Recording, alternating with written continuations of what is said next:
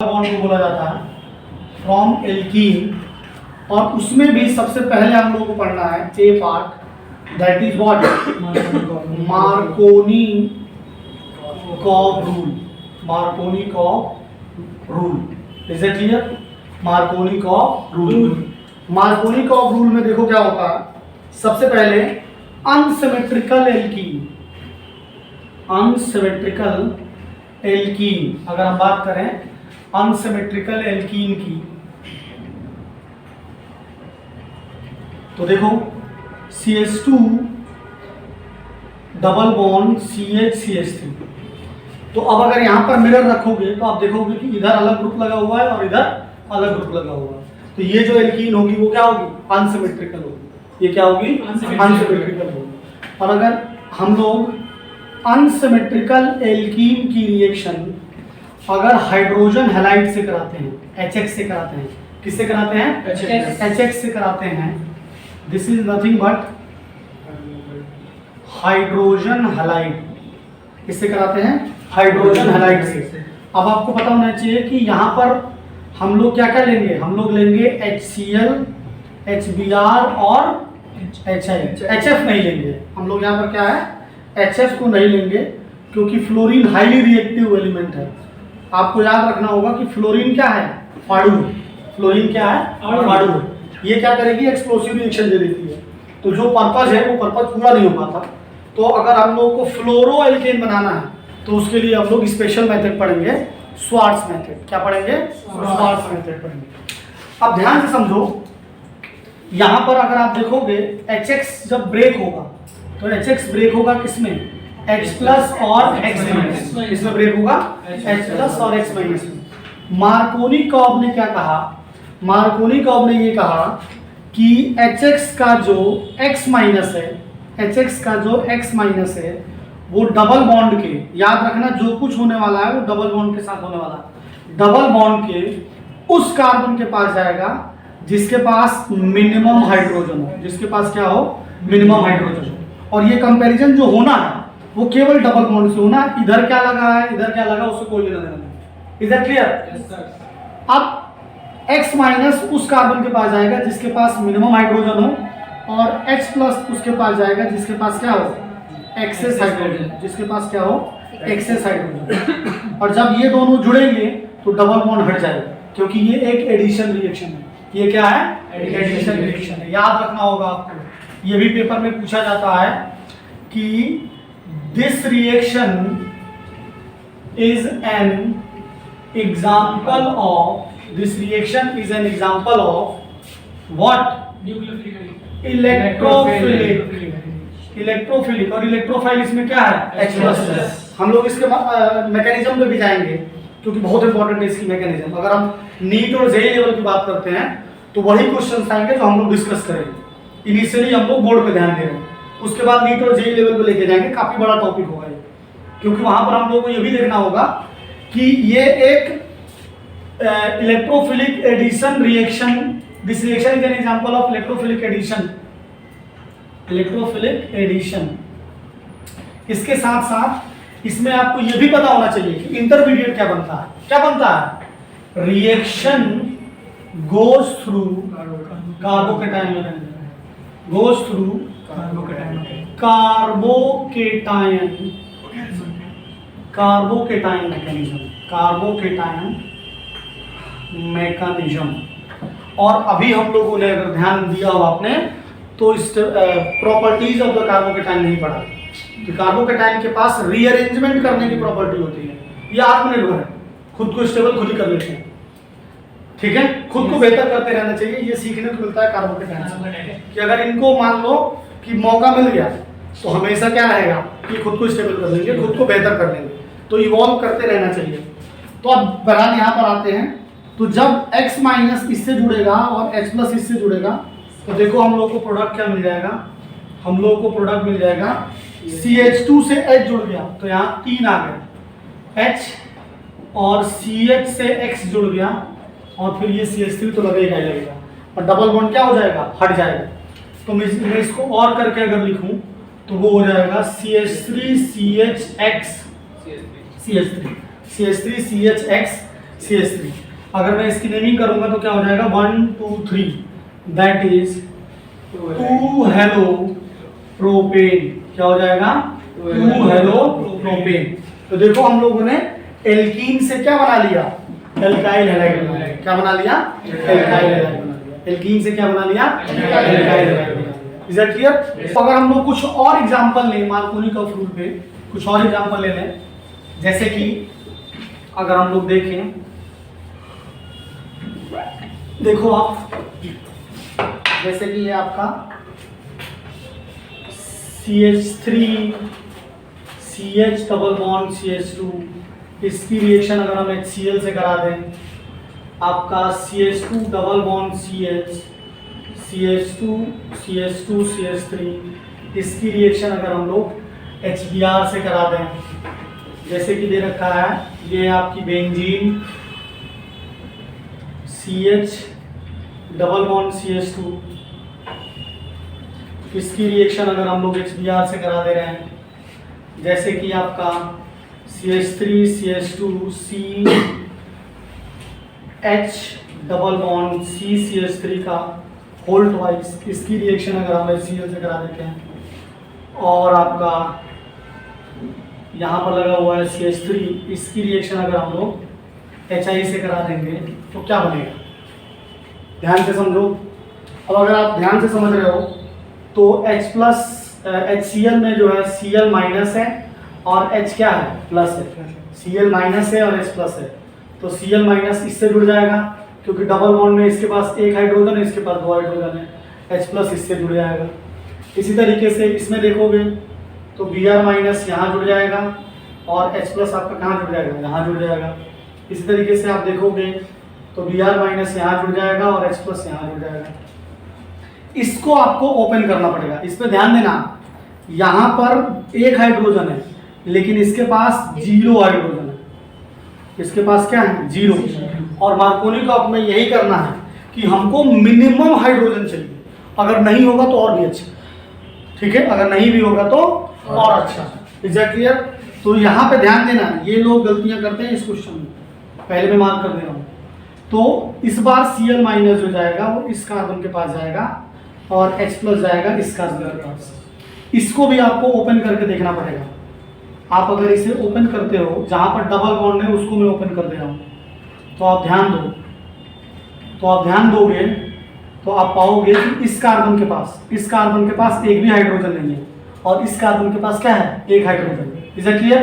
तो इस बार जो I माइनस जाएगा, अगर आप ध्यान दे रहे हो तो जो I माइनस जाएगा वो इससे जाके जुड़ेगा और H प्लस जो जुड़ेगा वो किससे जाके जुड़ेगा, इससे। हमें क्या करना है कि डबल बॉन्ड के पास मिनिमम हाइड्रोजन होना चाहिए, नहीं होगा तो और अच्छा, ठीक है। और जब ये सब ऐड हो जाएंगे तो देखिए प्रोडक्ट क्या बनेगा। पहला बन जाएगा CH3 CHCl CH3, दूसरा वाला बन जाएगा CH3 CHBr CH3 CHBr CH2 CH2, 1 2 3 4 5 carbon है, दैट इज CH3। इस तरीके से इसमें देखोगे तो इसमें क्या होगा, बेंजीन से आपका Br जुड़ जाएगा और फिर यहाँ लग जाएगा CH3। इसको ध्यान दोगे तो बन जाएगा CH3 CH2 CH2, ये हाइड्रोजन जुड़ेगा तो H आ जाएगा और इस कार्बन से आ जाएगा Cl और 2 CH3 इस कार्बन से और लगे हुए। इसे अगर ध्यान दोगे तो क्या बनेगा, कुछ इस तरीके से बन जाएगा। डबल बॉन्ड हट जाएगा, फाइनल प्रोडक्ट में डबल बॉन्ड हटेगा और I यहाँ लग जाएगा। Is that clear? ध्यान रखना, गलती लोग क्या करते हैं कि डबल बॉन्ड कई लोग नहीं हटाते, कई लोग पागलों के तरीके यहाँ पे I जोड़ देते हैं। तो ध्यान देना आप लोग को, ये सारे के सारे क्वेश्चन पेपर में पूछे गए, ये सारे के सारे क्वेश्चन कहाँ पेपर में पूछे गए। इनकी IUPAC नेमिंग लिख लें अगर हम लोग, उससे IUPAC की भी प्रैक्टिस हो जाएगी। तो पहले वाले का क्या नाम हो जाएगा, 2 क्लोरो प्रोपेन। क्या हो जाएगा, 2 क्लोरो प्रोपेन। इसमें नंबरिंग करेंगे तो 1 2 3 4 5, दैट इज 2 ब्रोमो पेंटेन। क्या हो जाएगा, 2 ब्रोमो पेंटेन। इसकी अगर ध्यान दें हम लोग तो 1 2, तो अब जब बेंजीन साइड चेन में जाएगी, याद रखना कि जब बेंजीन साइड चेन में जाएगी तो क्या होगा, उसके लिए हम लोग क्या यूज करते हैं, फिनाइल यूज करते हैं। क्या यूज करते हैं, फिनाइल। लेकिन Br पहले आएगा तो 1 bromo 1 phenyl, 1 bromo 1 phenyl ethane. Main chain में 2 ही कार्बन है तो इथेन। Is that clear? यहाँ पर देखें 1 2 3 4 5, तो देखो 2 क्लोरो 2 मिथाइल 2 क्लोरो 2 मिथाइल, और टोटल कितने कार्बन है, 5 कार्बन है। तो पेंटेन क्या हो जाएगा, पेंटेन।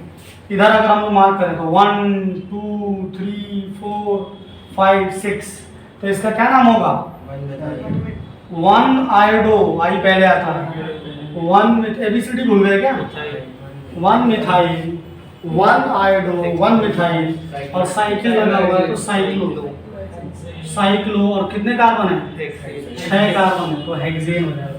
क्या हो जाएगा, हेक्सेन हो जाएगा। तो ये हमारा सिंपल क्वेश्चन थे मार्कोनी ऑफ रूल पे। नेक्स्ट क्लास में हम लोग मार्कोनी ऑफ रूल में जो पढ़ने वाले हैं वो थोड़ा सा और डीप जाने वाले हैं। हम लोग समझेंगे कि कैसे यहाँ पर इंटरमीडिएट जो है कार्बोकेटाइन है, और जब कार्बोकेटाइन के पास पॉसिबिलिटी होगी, कार्बोकेटाइन के पास पॉसिबिलिटी होगी कि वो खुद को रीअरेंज कर सकता है, खुद को रीअरेंज कर सकता है, तो वो खुद को क्या करेगा, रीअरेंज करेगा। खुद को क्या करेगा, रीअरेंज करेगा, खुद का बेहतर वर्जन बनाएगा। अगर वो पहले 1 डिग्री था तो 2 डिग्री में चला जाएगा, 2 डिग्री था तो 3 डिग्री में चला जाएगा। पढ़ना mechanism of Markovnikov of rule. हमने आप लोगों को बताया था कि मार्कोनी ऑफ रूल में जो हम लोग HX को ऐड कर रहे हैं वो क्या है, कार्बोकेटाइन मैकेनिज्म। वो क्या है, कार्बोकेटाइन मैकेनिज्म है। और हमने आपको ये भी बताया था कि कार्बोकेटाइन की स्टेबिलिटी क्या होती है, कार्बोकेटाइन की स्टेबिलिटी क्या होती है। तो एक बार मैं रिकैप कर देता हूँ कि मार्कोनी ऑफ रूल क्या था। अगर आप लोगों को याद हो तो अनसिमेट्रिकल एल्कीन, अनसिमेट्रिकल एल्कीन के ऊपर अगर हम लोग कोई भी हाइड्रोजन हैलाइड ले लेते हैं, हमने ले लिया HBr, इससे अगर रिएक्शन कराएंगे तो आपको पता है कि HBr में Br माइनस है और H क्या है, प्लस है। H क्या है, प्लस है। तो होता क्या है कि जो नेगेटिव पार्ट है HBr का, जो नेगेटिव पार्ट है वो डबल बॉन्ड के उस कार्बन के पास जाएगा जिस कार्बन के पास क्या हो, मिनिमम हाइड्रोजन हो, कम हाइड्रोजन हो, जिसके पास क्या हो, कम हाइड्रोजन। तो इसमें देखो CH एक हाइड्रोजन है, इस पास क्या है, CH2 2 हाइड्रोजन है। तो ये Br जो होगा वो इससे जाके लग जाएगा, और H प्लस जो होगा वो कहाँ जाके लग जाएगा, इससे जाके लग जाएगा। और हमने आपको बताया था कि ये रिएक्शन क्या है, ये रिएक्शन इलेक्ट्रोफिलिक एडिशन रिएक्शन है। क्या है, इलेक्ट्रोफिलिक एडिशन रिएक्शन है। तो जब ये जाकर ऐड होंगे तो ऐड होने के बाद डबल बॉन्ड हट जाएगा। देखिए H से आकर क्या जुड़ गया, Br जुड़ गया, इस हाइड्रोजन से क्या जुड़ गया, ये हाइड्रोजन CH2 वाले से जुड़ गया, तो ये क्या हो गया, CH3। Is that clear? और इसकी अगर नेमिंग करें तो 1 2 3, तो ये बन जाएगा आपका 2 ब्रोमो प्रोपेन, क्योंकि लॉन्गेस्ट चेन में 3 कार्बन है। लॉन्गेस्ट चेन में क्या है, 3 कार्बन है, तो क्या बन जाएगा, 2 ब्रोमो प्रोपेन, 2 ब्रोमो प्रोपेन। इसके ऊपर बहुत सारे एग्जाम्पल हम लोगों ने किए थे। अब हम लोगों को केवल क्योंकि नीट की तैयारी भी कर रहे हैं, जेई की भी कर रहे हैं, तो हमें इसकी मैकेनिज्म को जानना पड़ेगा, क्योंकि बिना मैकेनिज्म के आप नीट के क्वेश्चंस नहीं कर पाएंगे। कई बार क्या होता है कि जेई और नीट में क्वेश्चन आते हैं और लोग सिंपल मार्कोनी ऑफ रूल लगा देते हैं और आगे खुश हो जाते हैं, वो सही हो गया, पढ़ाया शांति पढ़ाया, उसके बाद लंका लग जाती है। ठीक है, कि घर में आके कहते हैं मम्मी से कि पेपर फाड़ दिया, बाद में पता चलता है कि ठीक है पेपर ठीक है, वो भी ठीक है। तो इसकी मैकेनिज्म हमें समझना पड़ेगा। मैकेनिज्म समझेंगे तो हम लोग किसी भी एग्जाम को आसानी से कर लेंगे। Is that clear? अब देखो मैकेनिज्म में सबसे पहला स्टेप क्या है कि जो आपका एल्कीन है CH3 CH double bond CH2, इसकी रिएक्शन जब हम लोग कराते हैं HBr से, ठीक है, तो देखो क्या होता है, ये पाई इलेक्ट्रॉन H के पास जाएंगे और ये Br जो होगा Br माइनस के फॉर्म में क्या होगा, निकलेगा। Is that clear? अब इसको ध्यान से समझो, ये 2 तरीके से हो सकता है। ऐसा हो सकता था कि CH3 CH, अब ये इलेक्ट्रॉन इधर उठकर हाइड्रोजन से आ गए तो ये वाला हाइड्रोजन इस वाले कार्बन से जाकर जुड़ जाएगा। जो आपका ये CH2 दिख रहा है, इससे आकर CH3 लग गया। अब ध्यान से देखो, तो ये जो पाई इलेक्ट्रॉन है, ये जो पाई इलेक्ट्रॉन है, इस वाले कार्बन का इलेक्ट्रॉन तो इसे वापस मिल गया, लेकिन इस वाले बेचारे का चला गया, तो इसके ऊपर क्या आ जाएगा? पॉजिटिव चार्ज आ जाएगा। क्या आ जाएगा? पॉजिटिव चार्ज आ जाएगा। क्या आ जाएगा? Positive charge. दूसरी चीज ये हो सकती है कि अगर HBr बैक साइड से अटैक करता तो हाइड्रोजन इससे जुड़ जाता, बीच वाले कार्बन से जुड़ सकता था, CH3 CH2 और CH2 प्लस आ जाता। कि भाई अगर ये वाला हाइड्रोजन इस वाले कार्बन से अगर जुड़ जाता तो अब प्लस चार्ज इस पे आएगा। तो पॉसिबिलिटी दोनों पे है कि इस पे प्लस चार्ज आ सकता है और इस पे भी प्लस चार्ज आ सकता है। अगर हाइड्रोजन इससे जुड़ेगा तो इस पे प्लस आएगा, इससे जुड़ेगा तो इस पे प्लस आएगा। Is that clear? अब ध्यान दो आप, तो देखोगे कि ये वाला जो कार्बोकेटाइन है, ये क्या है? ये 2 डिग्री कार्बोकेटाइन है। ये क्या है? 2 डिग्री कार्बोकेटाइन। और ये कौन सा कार्बोकेटाइन है? ये 1 डिग्री। अब एक बार मैं और बता रहा हूँ कि 2 डिग्री कैसे डिसाइड कर रहे हैं। जिस कार्बन पे प्लस लगा हुआ है, जिस कार्बन पे प्लस लगा हुआ उससे डायरेक्ट 2 कार्बन जुड़े हुए हैं, that's why it is called 2 degree carbocation. और यहाँ पर देखो कि प्लस, जिस कार्बन पे प्लस लगा हुआ है वो डायरेक्ट इसके आगे कितने से जुड़ा हुआ है उससे हमें कोई लेना देना नहीं। डायरेक्ट जो लगा हुआ है वो एक ही कार्बन से लगा हुआ है, तो इसे हम लोग क्या बोलेंगे? 1 डिग्री कार्बोकेटाइन बोलेंगे। और आपको पता होना चाहिए, हमने लास्ट क्लास में आपको बताया था stability of carbocation. Stability of carbocation, तो हमने बताया था कि 3 डिग्री कार्बोकेटाइन स्टेबल होता है, फिर 2 डिग्री और फिर 1 डिग्री, फिर 1 डिग्री। तो इसमें और इसमें कौन ज्यादा स्टेबल होगा? ये 2 डिग्री वाला स्टेबल होगा और 1 डिग्री वाला जो होगा वो क्या होगा?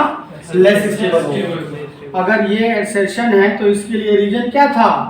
हाइपर कंजुगेशन, प्लस H और प्लस I, प्लस H और प्लस I। प्लस H का मतलब हमने लास्ट क्लास में आपको बताया था, that is hyper conjugation, that is hyper conjugation. Is it clear? Yes sir.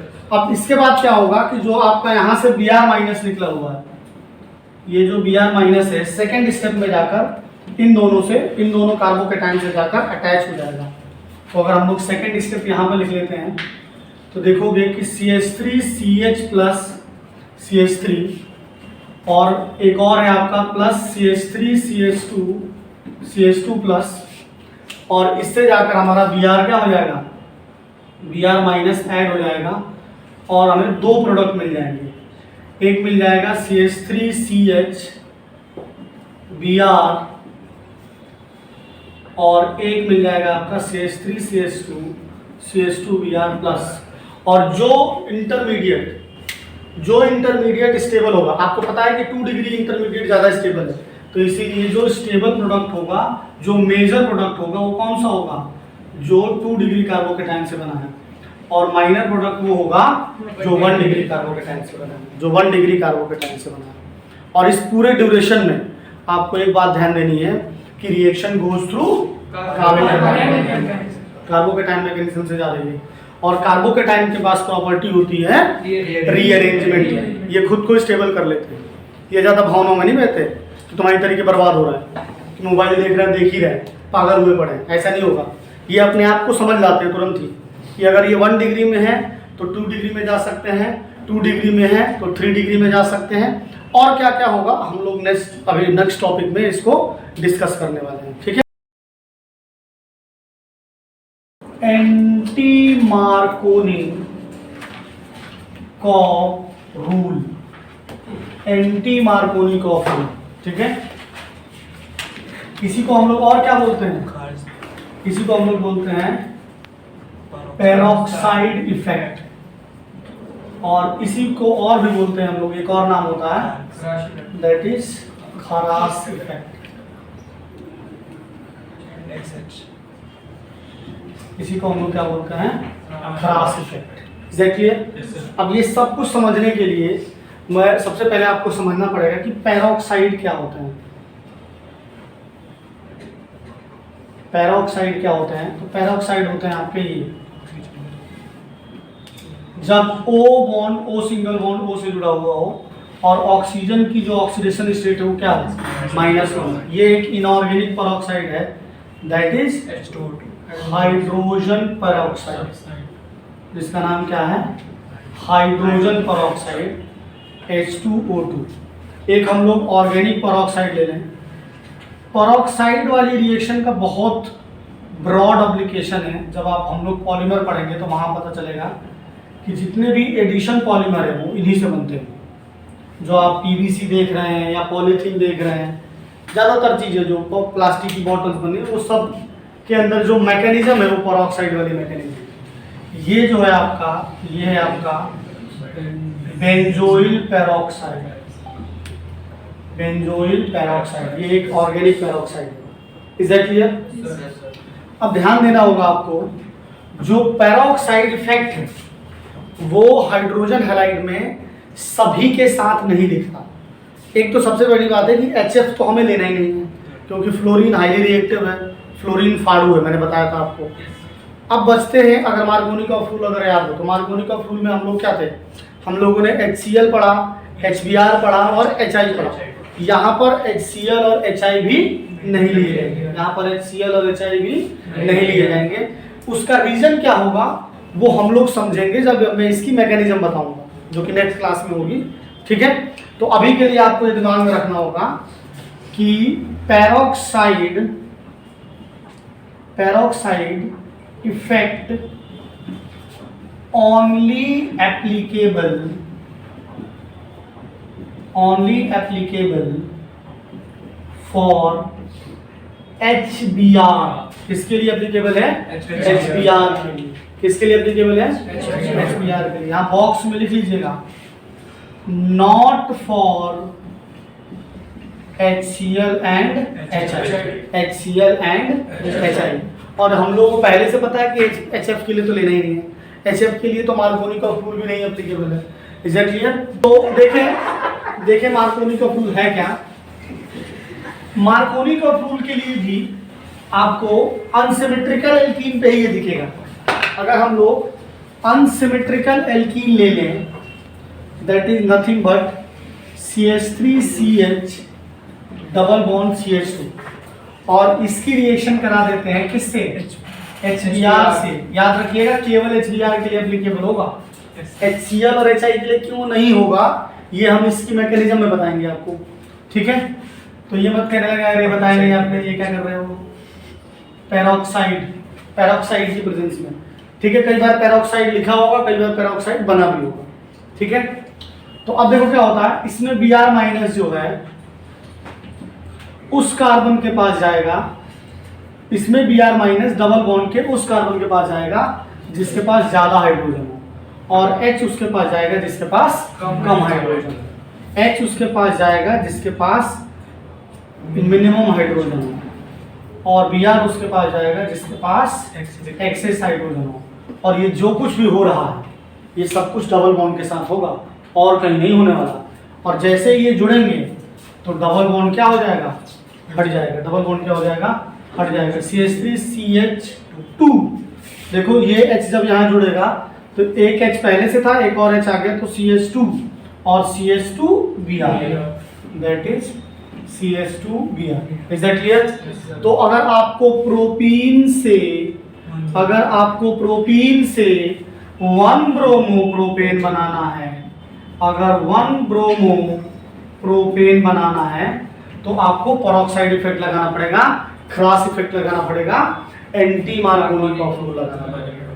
ठीक है, इज दैट क्लियर? अगर 2 पे लगाना होता तो मार्कोनी का फूल होता, अगर इसी में मान लो 2 पे लगाना होता तो क्या हो जाता? मार्कोनी का फूल लगाना होता।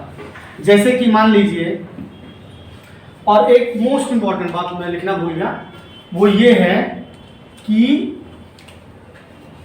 Free radical mechanism, free radical mechanism है, और आपको पता होना चाहिए कि फ्री रेडिकल में रीअरेंजमेंट नहीं होता, नो रीअरेंजमेंट। तो जैसा कि कार्बो के टाइम के साथ हो रहा था वैसा यहाँ नहीं होने वाला। तो यहाँ जिंदगी बहुत आसान है। एक तो HCl और HI हट गए तो और टेंशन खत्म हो गई, केवल HBr याद रखना है। लेकिन वो टेंशन खत्म नहीं हुई है, वो तुमको सेशन रीजन में सवाल पूछा जाएगा कि क्यों पेरोक्साइड इफेक्ट जो है HCl और HI के साथ नहीं दिख रहा है। ठीक है, उस पर एसेशन दिया होगा, रीजन दिया होगा, और फिर तुम कंफ्यूज हो जाओगे, फैल जाओगे, क्योंकि वो ए पार्ट और बी पार्ट में तो पता ही हालत खराब हो जाती है कि assertion is correct, reason is correct, फिर करेक्ट एक्सप्लेनेशन। तो इतना ही याद कर लें बहुत है। अब करेक्ट एक्सप्लेनेशन तो अलग ही लेवल की बात है, उसके लिए आपको बुक पढ़नी पड़ेगी। अगर आप कोई भी एग्जाम निकालना चाहते हैं, खास करके नीट और जेई मेंस, तो आपको एनसीईआरटी की एक एक लाइन आनी चाहिए, और बायोलॉजी की एनसीईआरटी तो कम से कम 10 बार याद करिए, और प्रीवियस ईयर के क्वेश्चंस को बार बार बनाइए। बहुत सारी किताब करने की जरूरत नहीं है, एक किताब को कई बार करिए, तब जाके चीज़ें होंगी, क्योंकि मेन चीज़ है कि सिलेबस इतना ज़्यादा है कि आप उसे दिमाग में बैठा पाएँ। और ये नहीं कि 50 तो किताब कर रहे हैं, कुछ भी याद नहीं है, तो उससे कोई फायदा नहीं होने वाला। लग जाएगी भाई कि पेपर में सब कुछ देखा हुआ लग रहा है, एग्जैक्ट नहीं पता चल रहा, क्योंकि 4 ऑप्शन आते हैं, और ऑप्शन ज़्यादा खतरनाक चीज़ होती है। भाई अगर कुछ नहीं पता तो कुछ तो लिख के आएंगे, जैसे कि मेन कुछ, जैसे बोर्ड में होता है कि लिखने के लिए आ गया, लिख दिया कुछ ना कुछ, जो आता है लिख दिया, 2 नंबर में आधा नंबर में लिखा। अब तुम्हें 4 ऑप्शन मिल रहे हैं, तो फिर तुम तो देखोगे ना कौन सा सही है, फिर जीभ लपलपाई वाली बात हो गई ना। अब घर वालों ने कह दिया इससे शादी करनी है, बात खत्म। अब उन्होंने कह दिया नहीं 4 ऑप्शन है, तेरे पास स्वयंवर होगा फिर तो गड़बड़ हो जाएगी। बात समझ में आ रही है कि नहीं आ रही है? तो ये ऑब्जेक्टिव पेपर ज़्यादा मुश्किल होता है, ये आपके बहुत सारी चीज़ों को एक साथ एनालाइज किया जा रहा है, क्योंकि आप जो है सबसे अच्छे पोस्ट पे जाने वाले हैं, और डॉक्टर तो भाई भगवान होते हैं। डॉक्टर की तो बात ही अलग है कि तुमको तो भगवान ही बनाने वाले हैं। तुम्हारा तो एनालिटिकल माइंड तगड़ा होना चाहिए, लॉजिकल माइंड होना चाहिए, पर चले तुमने ऐसे ही कर दिया बस, तो लंका लग जाएगी आदमी की। ठीक है, कुछ और एग्जाम्पल अगर हम लोग देखते हैं, देखिए जैसे CH3 CH2 CH double bond CH2, इसकी रिएक्शन अगर हम लोग मान लीजिए HBr से कराते हैं, और कई बार यहाँ पर पेरोक्साइड लिखा होगा, कई बार यहाँ पर पेरोक्साइड बना होगा, C6H5CO का होल ट्वाइस O2 का होल ट्वाइस O2, तो आपको ये पहचानना पड़ेगा कि ये पेरोक्साइड है। ठीक है, जैसे कि एक और एग्जांपल ले लें हम लोग,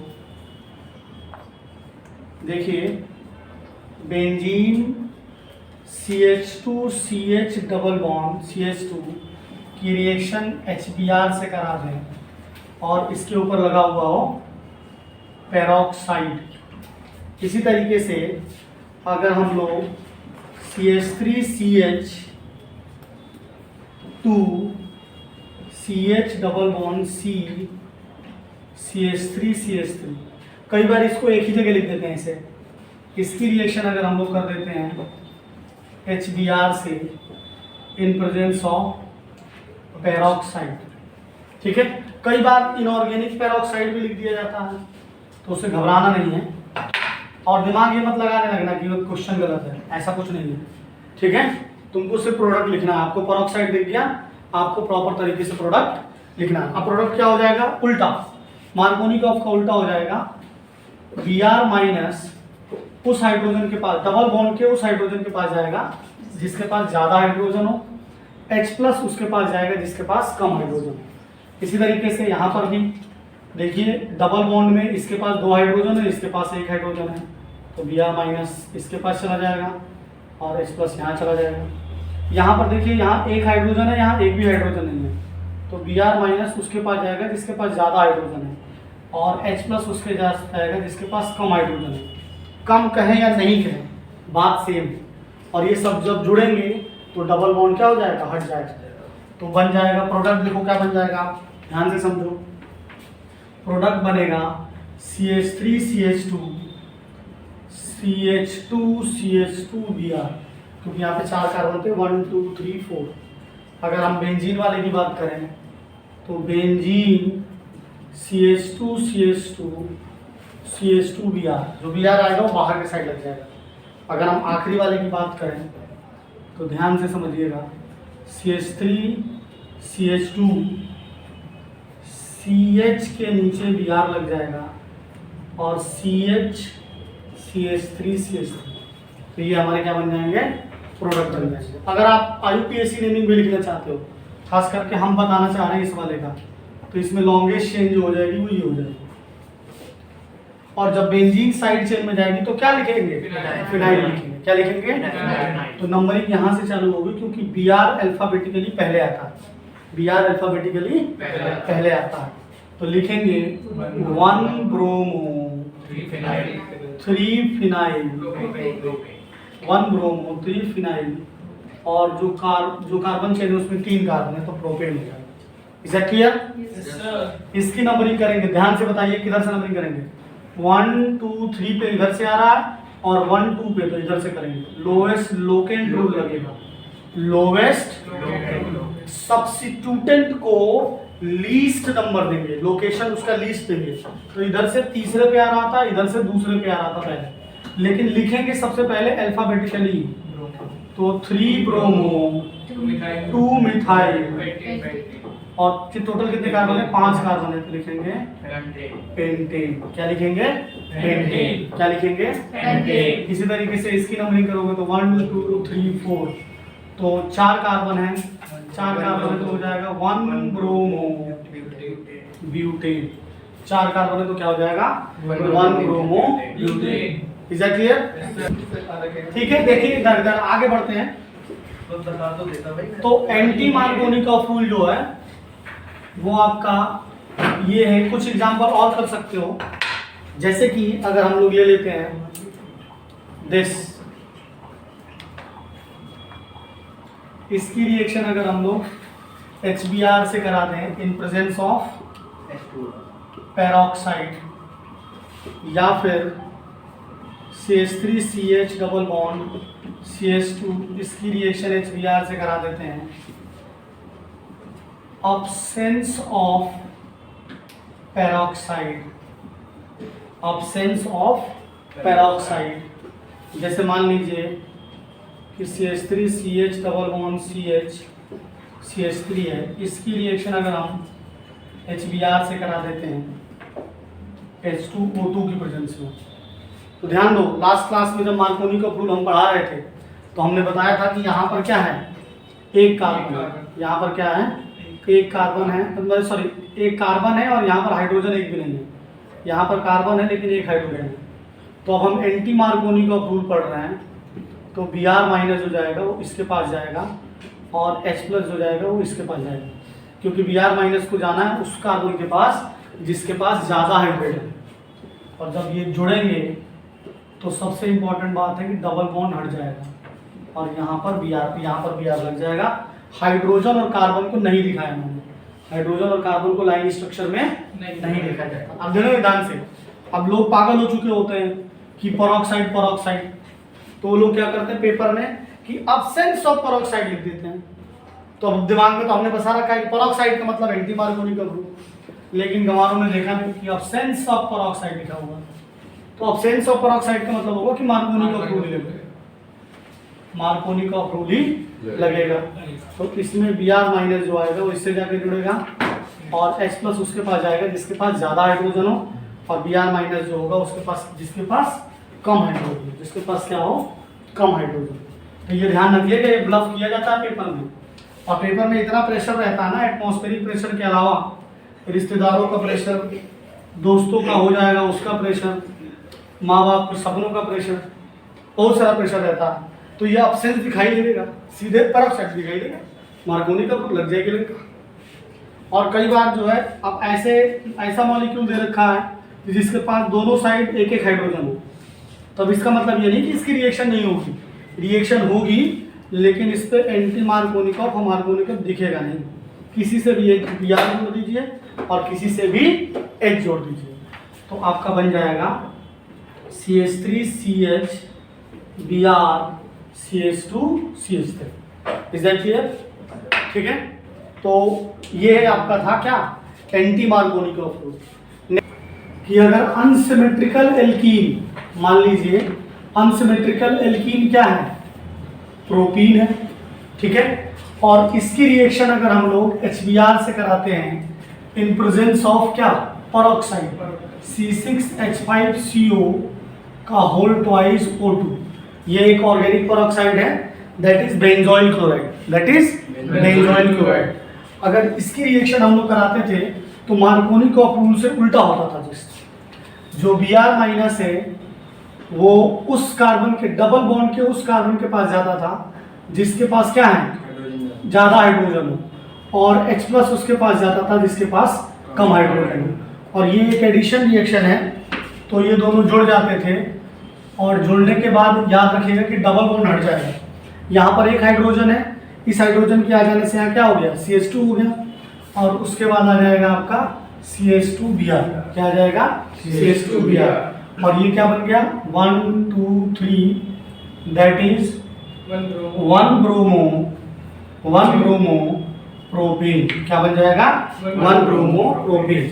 अनसिमेट्रिकल एल्कीन का क्या मतलब है, अनसिमेट्रिकल एल्कीन का मतलब ये होता है कि इस एल्कीन में डबल बॉन्ड से जो कार्बन जुड़े हुए हो उसके पास डिफरेंट हाइड्रोजन, क्या हो, डिफरेंट हाइड्रोजन। मान लीजिए सेम हाइड्रोजन हो जाएंगे, मान लीजिए यहाँ पर भी एक होता, यहाँ पर भी एक होता। लास्ट क्लास में हमने वो वाला एग्जांपल लिया है, तो वहाँ पे मार्कोनी ऑर्बिटल उतने अच्छे से दिखेगा नहीं, आप किसी को भी लगा दीजिए, कहीं भी लगा दीजिए, ठीक है। अब हम लोगों को आज इसकी मैकेनिज्म समझनी है, और मैकेनिज्म समझने के लिए सबसे पहले हमें इसका स्ट्रक्चर समझना पड़ेगा, जो कि पेरोक्साइड है, बेंजोइल पेरोक्साइड।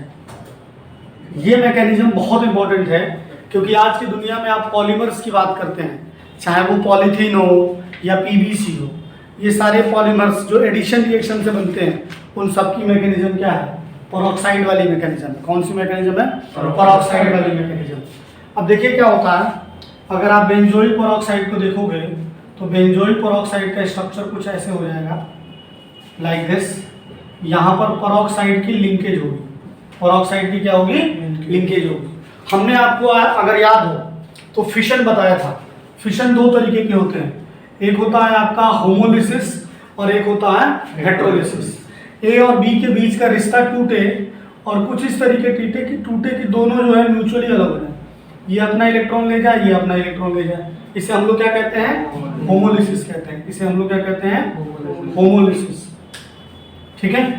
यहाँ पर भी होमोलिसिस होता है, ये वाला बॉन्ड ब्रेक होगा। क्यों ब्रेक हो रहा है, क्योंकि दोनों की इलेक्ट्रॉनिक सेम है, तो ऐसा ब्रेक होगा कि ये वाला ऑक्सीजन अपना इलेक्ट्रॉन लेके जाएगा और इधर वाला अपना लेके जाएगा, और होमोलिसिस हो जाएगा। और होमोलिसिस के बाद जो फ्रेगमेंट बनते थे, अगर आपको याद हो, अब बेंजीन को हम यहाँ पे क्या लिखेंगे, C6H5। C6H5 ध्यान दीजिए, बेंजीन का फॉर्मूला क्या होता है, बेंजीन का फॉर्मूला होता है C6H6। अब यहाँ का एक हाइड्रोजन हट गया है और फिर ये आ गया है, तो हम इसको क्या लिख सकते हैं, C6H5। तो लिख रहे हैं C6H5CO, या ये कहें कि C डबल बॉन्ड O। अब देखिए यहाँ इस ऑक्सीजन पे कितने लोन पेयर थे, 4 थे। इसके 4 इलेक्ट्रॉन थे, 2 लोन पेयर थे, इसके ऊपर भी 2 लोन पेयर थे। अब जब ये ब्रेक ऊपर आया तो एक इलेक्ट्रॉन और आ गया, लाइक दिस। और ऐसे कितने बनेंगे, 2 बन जाएंगे। कैसे बन जाएंगे, 2, क्योंकि ये जो पेरोक्साइड है वो क्या है, सिमेट्रिकल है। क्या है, सिमेट्रिकल। फिर ये फर्दर ब्रेक होगा, और ब्रेक होने के बाद हमें C6H5, इसकी भी होमोलिसिस हो जाएगी, क्योंकि होमोलिसिस होगी तभी जाकर फ्री रेडिकल्स बनेंगे। और यहाँ पर बन जाएगा C6H5 डॉट 2 मोल और प्लस 2 कार्बन डाइऑक्साइड निकल जाएंगे, 2 mole of the carbon dioxide निकलेंगे। इज दैट क्लियर, ठीक है। अब ये जो फ्री रेडिकल है, ये वाले जो फ्री रेडिकल हैं, ये फर्दर जाएंगे किसके पास, HBr के पास। किसके पास जाएंगे, HBr के पास।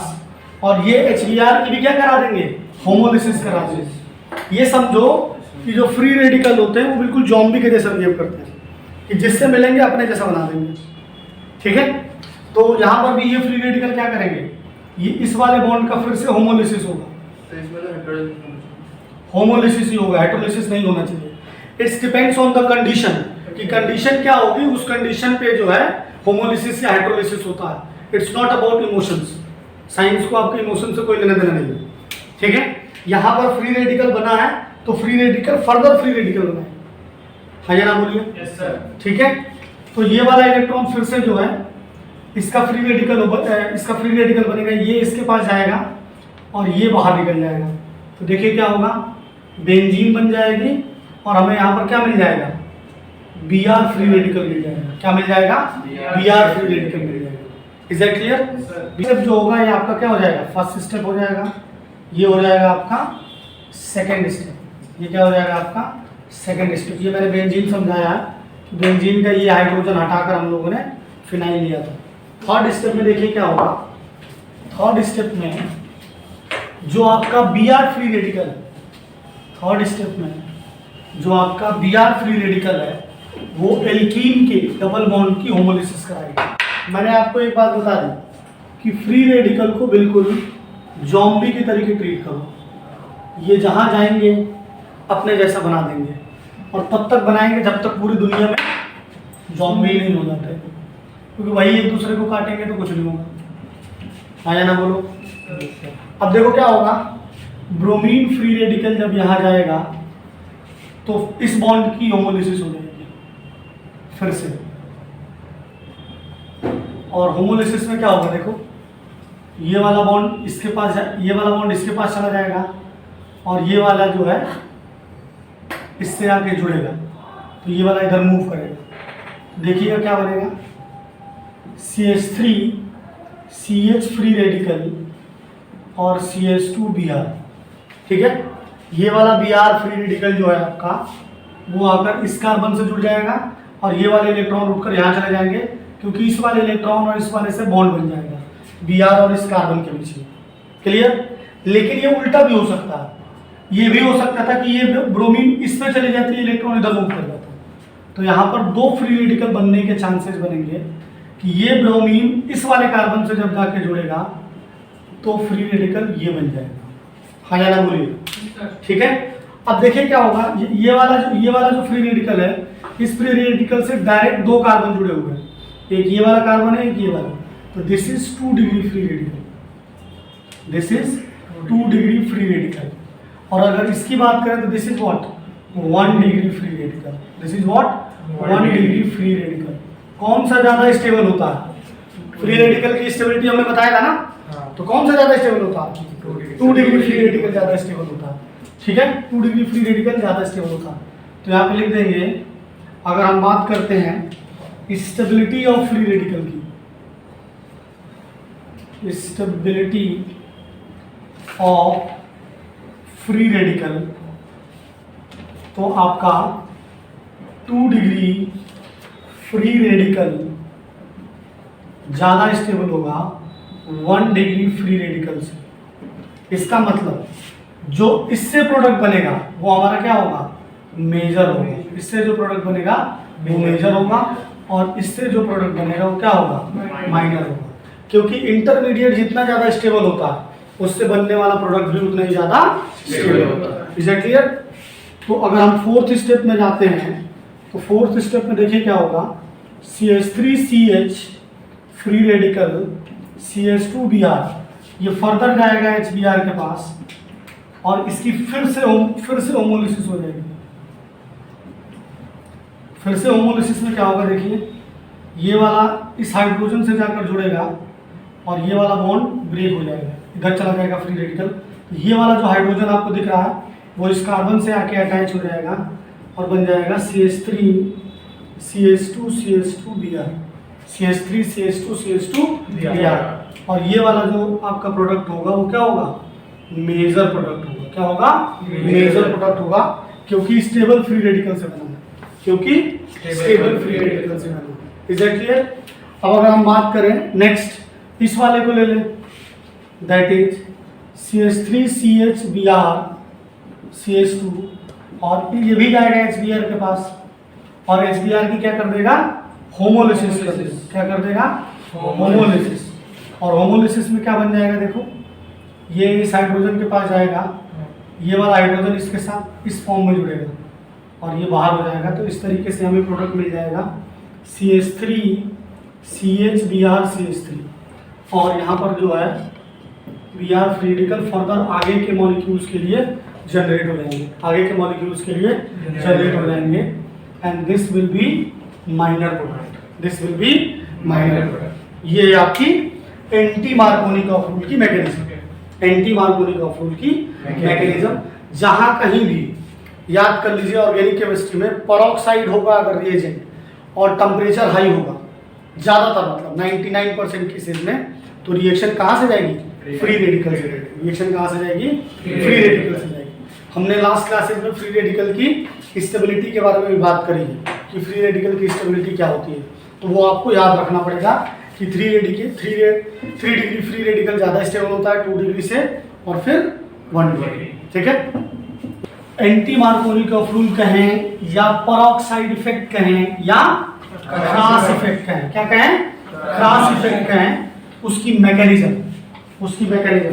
अगर आपको याद हो तो हमने एक स्टेटमेंट लिखवाया था, आप लोगों ने ध्यान दिया हो तो मार्कोनी रूल में हम लोग सारे हाइड्रोजन हैलाइड्स ले रहे थे, HF को तो लेना ही नहीं है, वो तो चलो अलग है, क्योंकि फ्लोराइड जो है फाड़ू है, ज़्यादा रिएक्टिव, उसकी बात नहीं करनी। लेकिन मार्कोनी रूल में हम लोगों ने HBr, HI और HCl तीनों को एडिशन में लिया था, लेकिन जब परऑक्साइड की बात करते हैं तो परऑक्साइड में केवल और केवल HBr के लिए लिया। ठीक है, हमने आपको स्टेटमेंट ये लिखवाया था कि परऑक्साइड इफेक्ट इज ओनली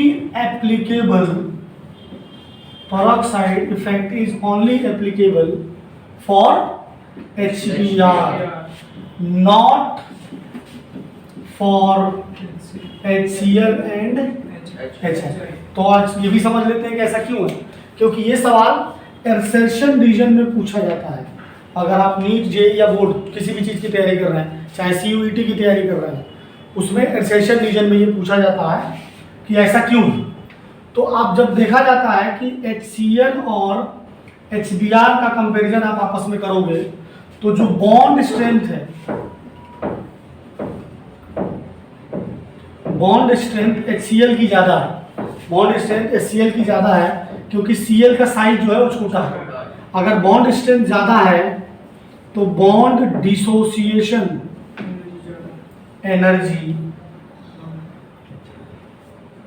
या ये कहें कि बॉन्ड एनर्जी ज़्यादा है HCl की, बॉन्ड एनर्जी HCl की ज़्यादा है HBr से।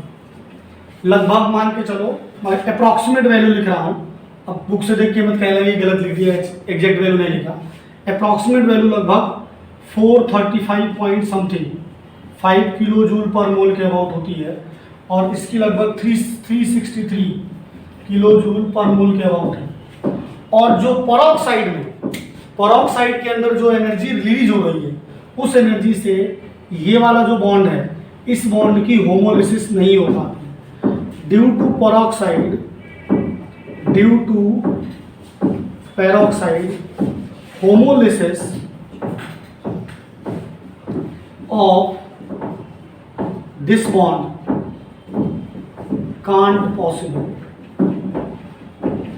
और उसकी वजह से भाई पूरा का पूरा मैकेनिज्म किस पे डिपेंड कर रहा है कि ये बॉन्ड होमोलिसिस में जाए, और जब होमोलिसिस इस बॉन्ड का होगा ही नहीं तो फिर आगे की रिएक्शन कैसे आगे बढ़ेगी। या ये कहूँ कि सिंपली ये HCl बॉन्ड आसानी से ब्रेक ही नहीं हो पाता, और जब ब्रेक नहीं हो पाएगा तो आगे की रिएक्शन नहीं हो पाएगी। Is that clear?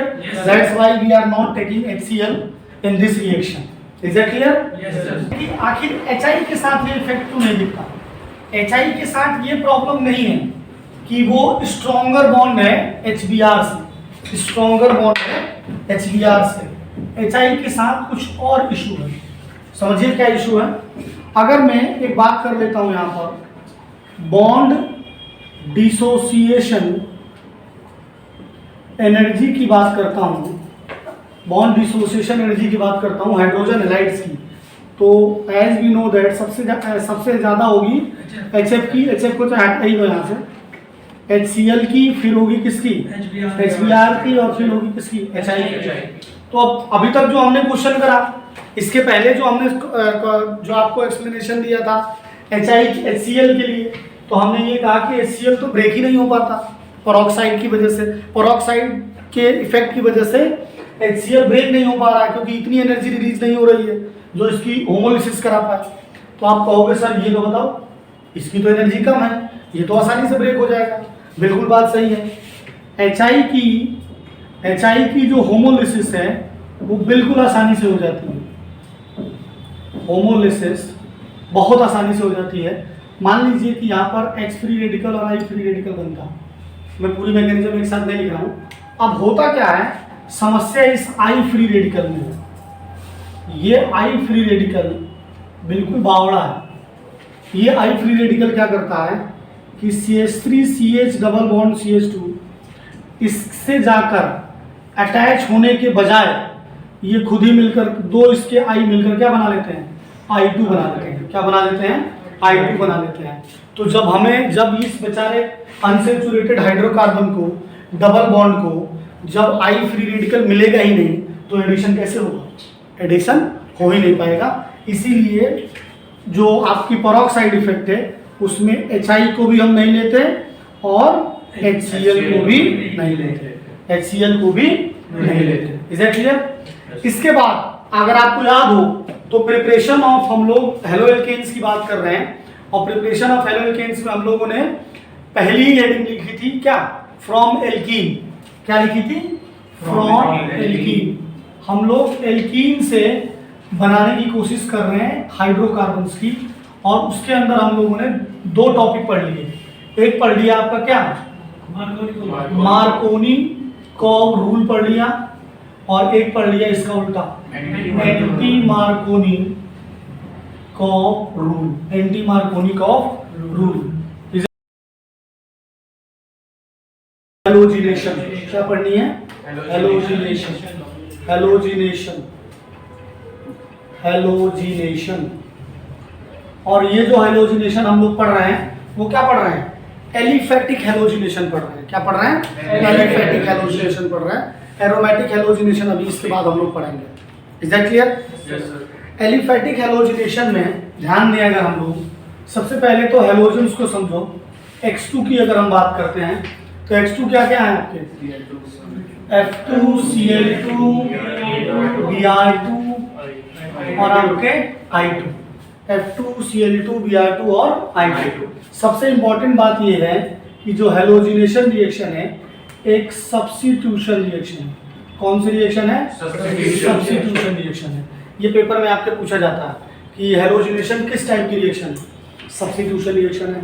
Second most important point इसमें ये है कि ये जो रिएक्शन है, रिएक्शन किसके थ्रू जाती है, फ्री रेडिकल मैकेनिज्म के थ्रू जाती है।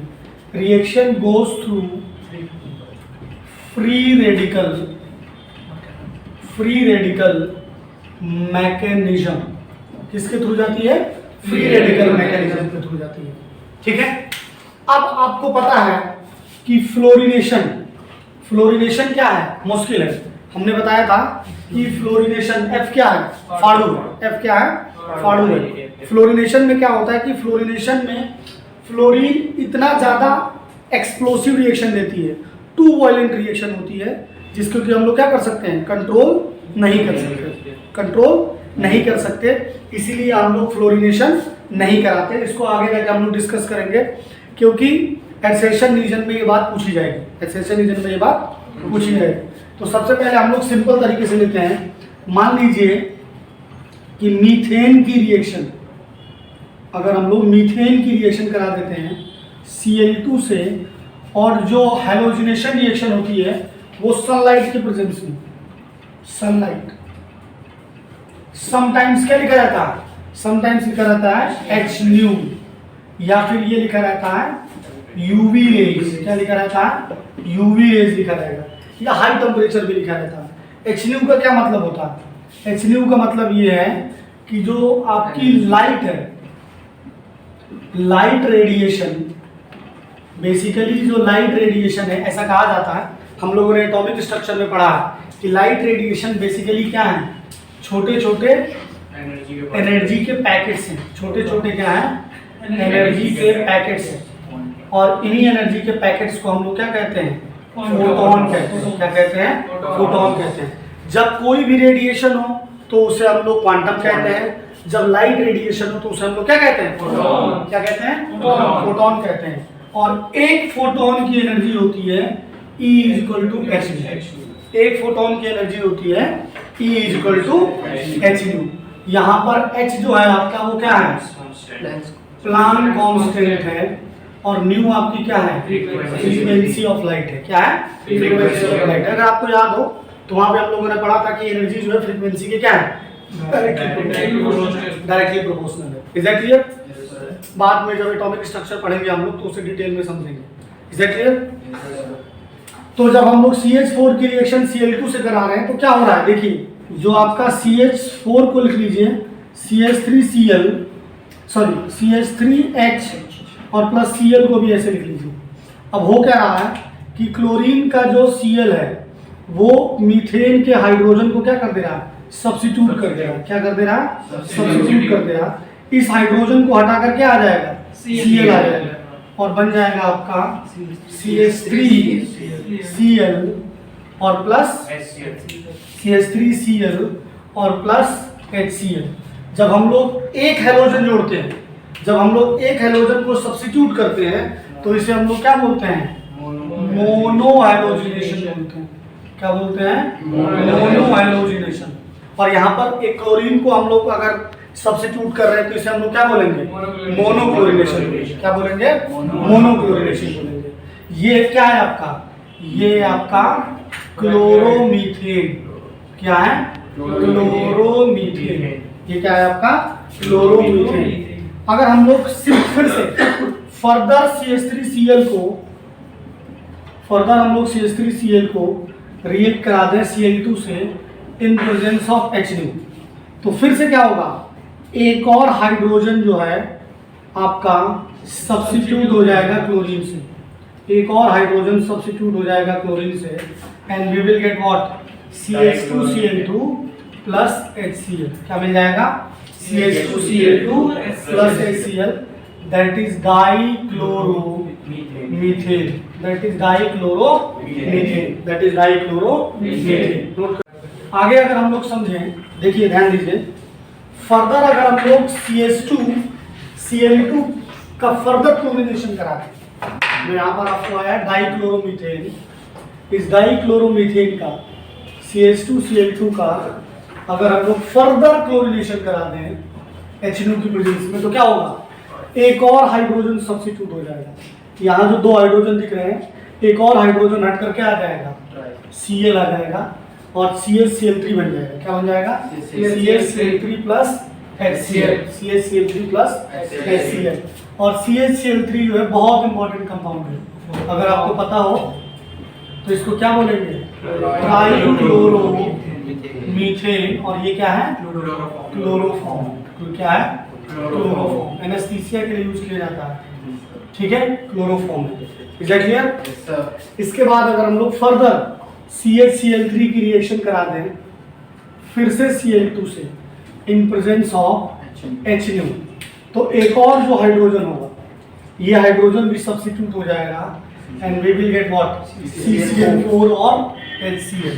क्या मिल जाएगा, CCl4 और HCl मिल जाएगा। और ये भी बहुत इंपॉर्टेंट कंपाउंड है, that is carbon tetrachloride. Carbon tetrachloride या IUPAC नेमिंग में हम लोग लिख सकते हैं टेट्राक्लोरोमीथेन। सॉरी, 4 है तो टेट्रा आ जाएगा, टेट्राक्लोरोमीथेन। फायर एक्सटिंग्विशर के जैसा इसका यूज किया जाता है और कई रिएक्शंस में आगे जाके हम लोग एज ए रिएजेंट भी यूज करेंगे। तो ये भी बहुत इंपॉर्टेंट कंपाउंड है, ठीक है। अब अगर हम लोगों को समझे, सबसे पहले तो देखो इसकी मैकेनिज्म समझनी पड़ेगी। बहुत बड़ा टॉपिक है और बहुत इंपॉर्टेंट टॉपिक है, बहुत सारे सवाल आते हैं। तो समझे कि इसकी मैकेनिज्म क्या है, ठीक है। मैकेनिज्म में कई सारे स्टेप्स हैं, तो मैकेनिज्म में आपको समझना पड़ेगा। देखें जैसे हम लोग बात करें मैकेनिज्म की, तो मैकेनिज्म में पहला स्टेप है आपका इनिशिएशन।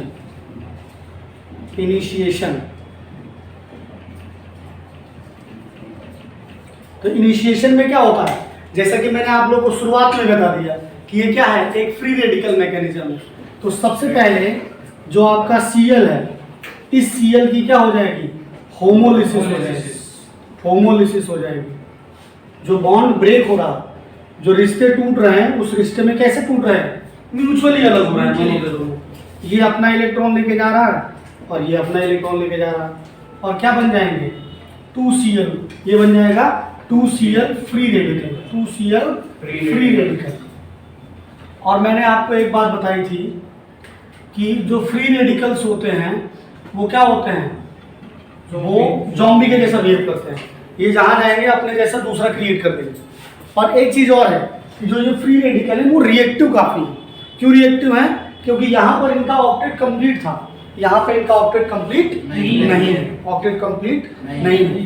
तो सेकंड स्टेप जो है वो है आपका प्रोपोगेशन। प्रोपोगेशन देखिए क्या होता है, जब ये आपका फ्री रेडिकल है, जैसे कि CH4 के पास जब आपका ये फ्री रेडिकल जाएगा तो क्या करेगा, यहाँ का एक हाइड्रोजन इस Cl के साथ चला जाएगा, दैट इज CH3H और प्लस दिस फ्री रेडिकल। अब ये हाइड्रोजन क्या करेगा, ये हाइड्रोजन इसके साथ चला जाएगा और ये वाला ये इलेक्ट्रॉन जो दिख रहा है वो इसके ऊपर आ जाएगा। तो we will get what, CH3 free radical और plus HCl, CH3 free radical plus HCl। यहीं से पता चल रहा है, देखिए हम लोगों को फ्री रेडिकल की स्टेबिलिटी पता होनी चाहिए, क्योंकि जो इंटरमीडिएट बन रहा है वो क्या बन रहा है, फ्री रेडिकल बन रहा है। क्या बन रहा है, फ्री रेडिकल बन रहा है। अब ये फ्री रेडिकल फर्दर जाएगा आपके Cl2 के पास, ये फ्री रेडिकल फर्दर आपके पास जाएगा Cl2 के पास, that is CH3 free radical, and this CH3 free radical will go to Cl2 और फिर से Cl2 क्या करेगा, फ्री रेडिकल बना देगा, फिर से इस बॉन्ड की क्या हो जाएगी, होमोलिसिस हो जाएगी। और होमोलिसिस के बाद देखो क्या होगा, ये Cl आ गया इसके साथ और इधर से ये एक Cl फ्री रेडिकल फिर से क्रिएट हो गया और क्या बन गया, देखो CH3Cl और प्लस Cl फ्री रेडिकल। क्या बन जाएगा, CH3Cl और प्लस Cl फ्री रेडिकल। ऐसे ही फर्दर रिएक्शन क्या होगी, आगे बढ़ जाएगी। ठीक है, अब मैंने आपसे क्या कहा था कि फ्री रेडिकल क्या करते हैं, फ्री रेडिकल क्या करेंगे कि फर्दर फ्री रेडिकल बनाते चलेंगे। अब अगर टर्मिनेशन कराना है कि जॉम्बी का क्या होता है, भाई जॉम्बी क्या करते हैं, सबको अपने जैसा बनाते चले जाते हैं, जो मिल गया उसको जॉम्बी बना देते हैं। तो टर्मिनेशन ये प्रोसेस तभी खत्म हो सकता है या तो सभी जॉम्बी मर जाए, है कि नहीं, या फिर सभी लोग जॉम्बी बने, तो वो क्या करेंगे, सभी को जॉम्बी बना देंगे। तो आखिरी में टर्मिनेशन तभी हो सकता है जब सारे के सारे फ्री रेडिकल क्या करें, आपस में जाकर जुड़ जाए। टर्मिनेशन तभी हो सकता है जब सारे के सारे फ्री रेडिकल क्या हो जाए, आपस में जाकर जुड़ जाए। जैसे कि अब इसमें आप इसके फर्दर आप इसको करा सकते हो कि इधर आएगा, जैसे कि मान लीजिए आपका CH3Cl है, इसके पास फर्दर ये Cl फ्री रेडिकल जाएगा और यहाँ से क्या बन जाएगा, HCl अलग हो जाएगा और एक और यहाँ से हाइड्रोजन यहाँ चला गया, इसके साथ चला गया, तो यहाँ क्या बन गया, CH2Cl free radical, CH2Cl free radical. फिर ये फ्री रेडिकल क्या करेगा, Cl2 के पास जाएगा, this CH2Cl free radical Cl2 के पास जाएगा and we will get what, CH2Cl2 और प्लस Cl फ्री रेडिकल। ऐसे ही प्रोसेस चलता रहेगा। टर्मिनेशन, जो चेन का टर्मिनेशन कब होगा, अगर मैं टर्मिनेशन की बात करूं, ये टर्मिनेशन तभी होगा जब फ्री रेडिकल से जुड़ जाए। जैसे Cl फ्री रेडिकल किससे जुड़ जाए, Cl2 वापस बना ले। जैसे कि मान लीजिए CH3 फ्री रेडिकल जो है CH3 फ्री रेडिकल से मिल गया और क्या बना लिया, CH3 बना लिया। बहुत सारे प्रोडक्ट बनते हैं इसके अंदर, बहुत सारे प्रोडक्ट बनते हैं क्योंकि बहुत सारे फ्री रेडिकल्स जनरेट होते हैं। लेकिन हम लोगों को जो मेन प्रोडक्ट्स हमारे बन रहे हैं उन पे फोकस करना होगा। जैसे कि ये बन रहा है, ये बन रहा है, और सबसे इंपॉर्टेंट पॉइंट ये है कि जो रिएक्शन है वो किसके थ्रू जा रही है, फ्री रेडिकल मैकेनिज्म के थ्रू जा रही है। तो जब भी हम लोग, क्योंकि अभी तो मैंने आप लोगों को बहुत छोटा सा मॉलिक्यूल लिख के बताया, जब हम लोग बड़े कंपाउंड्स के बारे में, बड़े कंपाउंड्स का हेलोजिनेशन कराएंगे तो हम लोगों को ये दिमाग में रखना होगा कि फ्री रेडिकल्स कितने बन रहे हैं। वो फ्री रेडिकल की स्टेबिलिटी जो होगी वही डिसाइड करेगी कि मेजर प्रोडक्ट कितना, कौन सा होगा, मेजर प्रोडक्ट कौन सा होगा। ठीक है, तो अब इसके बाद हम लोग जो है और जैसे एग्जांपल्स को समझें, मैकेनिज्म को समझने के बाद अगर हम लोग एग्जांपल्स को देखें, आप लोगों ने ये तो सबसे इंपॉर्टेंट चीज ये है पूरी मैकेनिज्म में, वो ये है कि रिएक्शन किससे जा रही है, फ्री रेडिकल से जा रही है। और आपको फ्री रेडिकल की स्टेबिलिटी पता होनी चाहिए, क्योंकि बहुत सारी रिएक्शंस हैं जो कि फ्री रेडिकल से जाती है, और जो भी रिएक्शंस फ्री रेडिकल से जा रही हैं उनके साथ सबसे अच्छी बात यह है कि उसके सवाल आपके गलत नहीं होंगे। क्यों गलत नहीं होंगे, क्योंकि ये कार्बोकेटाइन की तरीके रीअरेंजमेंट नहीं करता। आपको एक सिंपल सा, अगर आपको ऑर्डर पता है और हल्की फुल्की मैकेनिज्म पता है तो आप किसी लेवल का सवाल कर लोगे, किसी भी लेवल का सवाल कर लोगे, चाहे आप एडवांस की बात करो, चाहे नीट की बात करो, चाहे बोर्ड की बात करो, चाहे जैम की बात करो, किसी भी लेवल का सवाल हो जाएगा। ठीक है। कार्बो के टाइम में प्रॉब्लम होती है कि भाई वो रीअरेंज हो जा रहा है तो तुमने ध्यान नहीं दिया तो लग जाएगी। ठीक है। जैसे कि अगर हम बात करें और कुछ एग्जांपल्स को लिया जाए, जैसे कि अगर हम बात करें कि CH3 ईथेन का अगर हम लोग ब्रोमिनेशन कराते हैं सनलाइट की प्रेजेंस में, HNO की प्रेजेंस में, या हम बात करें CH3 इसकी रिएक्शन कराते हैं Br2 से HNO की प्रेजेंस में, अगर हम लोग रिएक्शन कराते हैं CH2CH इसकी रिएक्शन कराते हैं अगर हम लोग Br2 से HNO की प्रेजेंस में, अगर हम लोग रिएक्शन कराते हैं दिस इज CH3 इसकी रिएक्शन कराते हैं Br2 से HNO की प्रेजेंस में, तो देखिए क्या हो रहा है, ध्यान से समझने की कोशिश करिए। यहाँ पर दो कार्बन है, दो कार्बन तो है लेकिन ये मॉलिक्यूल सिमेट्रिकल है। इस बॉन्ड के राउंड देखोगे तो यहाँ भी CH3 यहाँ भी CH3 है, तो कोई एक किसी एक कार्बन से एक हाइड्रोजन Br से क्या हो जाएगा, सब्स्टिट्यूट हो जाएगा, and we will get what, CH3 Br। Is that clear? क्योंकि अगर यहाँ से भी हो रहा है तो यही बनेगा। ठीक है। और आपको अगर लिखना हो प्लस HBr तो लिखिए, अदरवाइज मत लिखिए, क्योंकि बाई प्रोडक्ट लिखने की जरूरत नहीं है। बशर्ते जब आप ये प्रोडक्ट लिख रहे हैं तो आप ये ध्यान रखिए कि इसका फ्री रेडिकल क्या होगा। यहाँ से हमने एक हाइड्रोजन हटाया है तो यहाँ पर जो फ्री रेडिकल बना होगा वो क्या बना होगा, CH3 डॉट, ये आपका फ्री रेडिकल बना होगा, उससे फिर जाकर Br अटैच होगा। Is that clear? Yes sir. अब इसमें क्या है कि एक ही प्रोडक्ट बन रहा है तो फ्री रेडिकल का कोई सिग्निफिकेंस नहीं है, अगले वाले में आ गया। क्योंकि आप देखिए यहाँ पर इस वाले हाइड्रोजन को अगर सब्स्टिट्यूट करें, इस वाले हाइड्रोजन को अगर सब्स्टिट्यूट करेंगे then we will get what, ये प्रोडक्ट बन जाएगा। और अगर इस वाले बीच वाले कार्बन से हाइड्रोजन को सब्स्टिट्यूट करें तो जो प्रोडक्ट बनेगा वो क्या बन जाएगा, CH3Br CH3 बन जाएगा। हाँ या ना बोलो भाई? Yes sir. अब अगर हम लोग इस वाले से करेंगे तो वापस यही वाला बन जाएगा। ठीक है। तो दो ही प्रोडक्ट बनेंगे। इन बहुत सारे क्वेश्चंस पूछे जाते हैं। अब इसका फ्री रेडिकल क्या होगा, जहां पे आपने Br लगाया है वही वाले कार्बन पे क्या लगा दीजिए, फ्री रेडिकल लगा दीजिए, डॉट लगा दीजिए। इसका फ्री रेडिकल ये है, और इस वाले प्रोडक्ट का फ्री रेडिकल क्या है, इस वाले प्रोडक्ट का फ्री रेडिकल क्या है, ये है। अब देखिए ये जो फ्री रेडिकल है डायरेक्ट एक कार्बन से जुड़ा हुआ है तो 1 डिग्री फ्री रेडिकल है, यहाँ पर डायरेक्ट 2 से जुड़ा हुआ है तो this is 2 degree free radical. और हम लोग डिस्कस कर चुके हैं इससे पहले कि 2 डिग्री फ्री रेडिकल ज्यादा स्टेबल होते हैं 1 डिग्री से। 2 डिग्री फ्री रेडिकल जो है वो ज्यादा स्टेबल होते हैं 1 डिग्री से, इसीलिए जो 2 डिग्री वाला प्रोडक्ट होगा वो क्या होगा, मेजर होगा। वो क्या होगा, मेजर होगा। 2 डिग्री वाला प्रोडक्ट जो होगा वो क्या होगा, मेजर। आ जाइए इधर इधर इधर आ जाइए। ये सारे क्वेश्चन पेपर में आए हुए हैं, मैं लिख नहीं रहा हूँ यहाँ पे, ये पेपर में आए हुए क्वेश्चन है। अब देखो यहाँ पर कहाँ कैसे कैसे प्रोडक्ट बनेगा। सबसे पहले यहाँ वाले कार्बन से इस वाले कार्बन से एक हाइड्रोजन सब्स्टिट्यूट होगा तो एक प्रोडक्ट जो बनेगा वो बन जाएगा ये CH3CH CH2 CH2Br। Is that clear? Yes sir. यहाँ से एक हाइड्रोजन सब्स्टिट्यूट हुआ। अब इस वाले से एक सब्स्टिट्यूट होगा तो एक प्रोडक्ट जो बन जाएगा आपका वो क्या बन जाएगा, CH3CH CH3 CHBr और CH3। हाँ या ना बोलो? Yes sir. फिर इस वाले को भी सब्स्टिट्यूट कर सकते हैं। ठीक है। डिफरेंट प्रोडक्ट बस बनना चाहिए, ये ध्यान रखिएगा।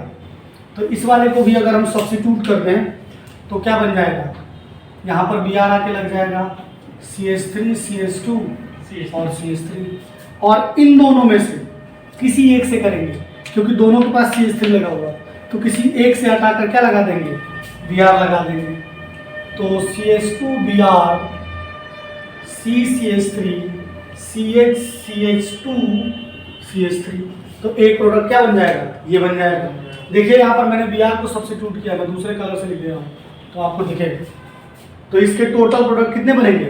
4 चार। बनेंगे। जो नॉर्मल प्रोडक्ट होंगे इसमें अभी हम लोग स्टीरियो का ध्यान नहीं दे रहे हैं, क्योंकि अभी स्टीरियो का ध्यान देंगे तो कुछ और भी प्रोडक्ट होंगे, क्योंकि कई सारे ऐसे भी होंगे जहां पर कायरलिटी होगी तो एंसोमर्स आएंगे। क्या आएंगे? एंसोमर्स आएंगे। अभी मैं उसको ध्यान नहीं दे रहा हूँ, अभी सिंपल सोबर बातें कर रहे हैं कि अगर इसका ब्रोमिनेशन कराएंगे तो टोटल कितने प्रोडक्ट बनेंगे? तो टोटल नॉर्मल प्रोडक्ट 4 बन जाएंगे। Is that clear not? Yes sir. अगर इसमें हम लोग कायरलिटी को चेक कर लें तो ये देखेंगे कि ये वाला मॉलिक्यूल जो है कायरल है। कायरलिटी क्या होती है? कायरलिटी होती है किसी एक कार्बन से जब 4 डिफरेंट ग्रुप जुड़े होते हैं तो उस कार्बन को हम लोग क्या कहते हैं? कायरल कायरल कार्बन कहते हैं। क्या कहते हैं? Chiral carbon. कायरल कार्बन कहते हैं। अभी हम लोग इसे पढ़ेंगे, आगे इससे डिस्कस करना है, ऑप्टिकल आइसोमरिज्म में डिस्कस करेंगे। तो इसमें देखें अगर इस मॉलिक्यूल में कोई कायरल नहीं है, लेकिन इस वाले मॉलिक्यूल में देखो कायरलिटी है। कैसे? इस वाले कार्बन से तो 3 हाइड्रोजन है तो नहीं है, ये भी नहीं है, 1 हाइड्रोजन है और ये 2 ग्रुप मैच कर रहे हैं। लेकिन इस वाले कार्बन पे देखो Br अलग है, CH3 अलग है और ये पूरा ग्रुप अलग है और ये हाइड्रोजन अलग है। तो ये मॉलिक्यूल, ये वाला कार्बन क्या है? कायरल। और जब ये कायरल होता है तो इसके 2 फॉर्म बनेंगे, D+. क्या बनेंगे? D+. D stands for dextrorotatory और S लिबोरेटरी। जो लोग CBSE और ICSE बोर्ड की तैयारी कर रहे हैं उनको इस सब चीज़ों पे ध्यान नहीं देना। जो कंपटीशन की तैयारी कर रहे हैं उनके लिए ये जरूरी है कि जब एडवांस में या मेंस में इंटीजर टाइप क्वेश्चन आएगा, ये NCERT का सवाल है जो कि मेंस में आ चुका है, एडवांस में भी आते हैं। यही दिया होगा, आपसे पूछेगा टोटल नंबर ऑफ प्रोडक्ट बताइए, तो आपको 4 याद होगा जो बोर्ड वाले तरीके से है। ये भूल जाओगे तो गलत हो जाएगा, क्योंकि अब मेंस का जो पेपर होता है उसमें इंटीजर पे भी माइनस मार्किंग होती है, तो आपको केयरफुल रहना पड़ेगा। Is that clear? तो इसके 2 प्रोडक्ट होंगे, ठीक है, एक डी होगा एक एल होगा, डेक्स्ट्रोरोटेटरी एंड लिबोरेटरी। इसी चैप्टर में हम लोग ऑप्टिकल आइसोमरिज्म पढ़ने वाले हैं, तो डिटेल में उसे हम डिस्कस करेंगे। अभी के लिए फिलहाल D+L याद रखिए, लेकिन जो बोर्ड की तैयारी कर रहे हैं वो लोग इस चीज़ को ध्यान नहीं भी देंगे तो चल जाएगा, लेकिन पढ़ ले भाई, नॉलेज बट रहा है, बटोर लो, क्या दिक्कत है। अभी के लिए याद कर लो, दिमाग में रखो। इस वाले पे आइए, इस वाले पे, नीचे वाले इस वाले पे अगर आए, उसके नीचे अभी मैं आ रहा हूँ ना, पहले मैं इस चीज़ को चेक कर रहा हूँ। इस वाले पे आइए, तो इस वाले में देखें तो कोई कायरल नहीं है। इस कार्बन से 3 हाइड्रोजन है, इस कार्बन से 3 हाइड्रोजन है, इस कार्बन से 2 CH3 सेम लगे हुए हैं और इसमें भी 2 हाइड्रोजन 3 हाइड्रोजन। अब इस वाले पे आते हैं, इस वाले में ये कायरल नहीं है क्योंकि 2 सेम हाइड्रोजन है, लेकिन ये वाला कार्बन क्या है? कायरल। ये वाला कार्बन क्या है? कायरल। क्यों कायरल है? क्योंकि ये पूरा ग्रुप अलग है, ये पूरा ग्रुप अलग है, ये पूरा ग्रुप अलग है और ये वाला ग्रुप भी अलग है। That's why it is what? Chiral carbon. और इसके भी D+L फॉर्म होगा, इसका भी क्या होगा? D+L फॉर्म होगा। तो टेक्निकली इसके फिर प्रोडक्ट टोटल कितने हो जाएंगे? ज्यादा हो जाएंगे, जो कि 4 सीधे सीधे दिख रहे थे, ऐसा नहीं है। Is that clear? Yes sir. अब नेक्स्ट आ जाओ, ये क्वेश्चन आपके बोर्ड में पूछा गया है कि इसके टोटल ब्रोमिनेशन कराने के बाद टोटल कितने प्रोडक्ट बनेंगे? एक ही प्रोडक्ट बनेगा, क्योंकि देखो हर जगह से सिमेट्रिकल है, चाहे यहाँ का हाइड्रोजन हटाओ, चाहे यहाँ का हटाओ, चाहे यहाँ का हटाओ, यहाँ का, तो इसके टोटल प्रोडक्ट कितने बनेंगे? एक ही बनेगा। कितने बनेंगे? एक ही बनेगा, और वो हो जाएगा आपका ये, दैट इज यहाँ पर क्या लग जाएगा? BR लग जाएगा। क्या लग जाएगा? BR। ठीक है। और अगर एग्जांपल समझें, जैसे कि पेपर में आए हुए कुछ और क्वेश्चंस को लेते हैं इस टॉपिक से रिलेटेड, इसी टॉपिक में हम लोगों को NBS भी पढ़ना है कि NBS से एडिशन कैसे होता है, N ब्रोमो सक्सिनामाइड से भी पढ़ना है, बराबर उसको डिस्कस करेंगे। पहले कुछ और एग्जांपल ले लेते हैं, जैसे मान लीजिए हम लोग ले लेते हैं साइक्लोपेंटेन। और साइक्लोपेंटेन में आपको ये ध्यान देना होगा कि हर एक कॉर्नर पे कार्बन होता है और कार्बन की वैलेंसी पूरा करने के लिए 2 हाइड्रोजन होंगे, क्योंकि लाइन स्ट्रक्चर एक ऐसा कॉन्सेप्ट है जिसके अंदर क्या होता है? कार्बन और हाइड्रोजन नहीं दिखते हैं, कार्बन और हाइड्रोजन नहीं दिखते हैं। और एक और चीज ध्यान देना है आप लोगों को, यहाँ 5 कार्बन है, दैट इज C5 और H10, C5 और H10। और ये किस फॉर्मूले से रिजेंबल कर रहा है? ये रिजेंबल कर रहा है CnH2n से। किससे रिजेंबल कर रहा है? CnH2n। डबल बॉन्ड और ट्रिपल बॉन्ड अनसेचुरेशन को रिप्रेजेंट करता है। इसके साथ साथ आपको ये भी याद रखना है कि जो एक रिंग होती है वो भी अनसेचुरेशन को ही रिप्रेजेंट करती है। तो जब कभी भी आप क्वेश्चन सॉल्व करने जाएं, जैसे मान लीजिए क्वेश्चन दिया होता C5H10, तो इसमें एक डबल बॉन्ड होना चाहिए क्योंकि CnH2n को रिजेंबल कर रहा है। तो जब आप इसके कंपाउंड बनाएं तो दिमाग में ये भी रखें कि साइक्लिक भी बनेगा, एक साइक्लिक भी बनेगा, क्योंकि अगर कंपटीशन की तैयारी कर रहे हैं आप, और अब तो जो बोर्ड CBSE बोर्ड है वो भी काफ़ी डेप्थ में क्वेश्चन पूछने लगे हैं, ठीक है, क्योंकि काफ़ी इनोवेटिव क्वेश्चन आ रहे हैं। तो C5H10 में डबल बॉन्ड के साथ साथ एक ऐसा भी कंपाउंड बनेगा जो कि क्या हो, साइक्लिक होगा, जो क्या होगा, साइक्लिक होगा। अब इसकी रिएक्शन अगर हम लोग कराते हैं क्या, Br2 से HNO की प्रेजेंस में, तो क्या होगा, अब देखो इसमें हर एक कार्बन के पास सेम नंबर ऑफ हाइड्रोजन है, हर एक कार्बन के पास क्या है, सेम नंबर ऑफ हाइड्रोजन है। तो कोई भी एक हाइड्रोजन को हटा दीजिए और Br से सब्स्टिट्यूट कर दीजिए। आपको HBr लिखना हो लिखिए, नहीं लिखना हो मत लिखिए, क्योंकि मेजर प्रोडक्ट हमारा क्या है, ये। इसका नाम क्या होगा, इसका नाम होगा 1-ब्रोमो साइक्लो, CY साइक्लोपेंटेन, याद रखिएगा 1-ब्रोमो साइक्लोपेंटेन। और एक और बात, क्योंकि बच्चे ज़्यादा बहुत ही गंवार हैं, इनको लगता है रिंग का मतलब बेंजीन, नहीं, रिंग साइक्लिक भी हो सकती है, तो हमेशा दिमाग में मत भर लो कि रिंग का मतलब बेंजीन। क्वेश्चन हम दे रहे हैं साइक्लोहेक्सेन, इसका कराओ ब्रोमिनेशन, साइक्लोहेक्सेन का ब्रोमिनेशन करने के लिए पेपर में देते हैं और अपने आप बेंजीन बना देते हैं आगे। तो इस चीज़ का हमें ध्यान रखना, ठीक है। अब इसमें भी देखो सिमेट्रिकल है ये, तो कहीं से भी एक हाइड्रोजन हटा दीजिए और ब्रोमीन को क्या करिए, ऐड कर दीजिए। Is that clear. इसके बाद आता है आपका ये साइक्लो, इसका नाम क्या है, इसका नाम है साइक्लो हेक्सीन, साइक्लो हेक्सीन, क्योंकि डबल बॉन्ड लगा हुआ है और कहीं से भी देख लो, कहीं से भी नंबरिंग कर लो तो 1 पे ही आएगी, तो साइक्लो हेक्सीन। अब इसका जब आप ब्रोमिनेशन कराओगे तो आपको ध्यान देना पड़ेगा, तो आपको क्या करना पड़ेगा, रुको जरा समझो, यहाँ पे ठहरो, यहाँ पर एक हाइड्रोजन है, यहाँ पर भी एक हाइड्रोजन है, यहाँ पर 2 हाइड्रोजन है, और यहाँ पर भी 2 हाइड्रोजन है, और यहाँ पर भी 2 हाइड्रोजन है। तो अब अगर आप इधर पे मिरर लगाते हो तो जैसा ऊपर है वैसा ही नीचे है, तो ऊपर के 3 प्रोडक्ट बना लेते हैं। अगर मान लीजिए डबल बॉन्ड से डायरेक्ट वाला हाइड्रोजन हटा दें और Br को सब्स्टिट्यूट कर दें, Br को ले आए, तो प्रोडक्ट क्या बनेगा, ये बनेगा। अब कई ऐसे लोग होंगे महानुभाव जो लोग क्या करेंगे, डबल बॉन्ड हटा देते हैं।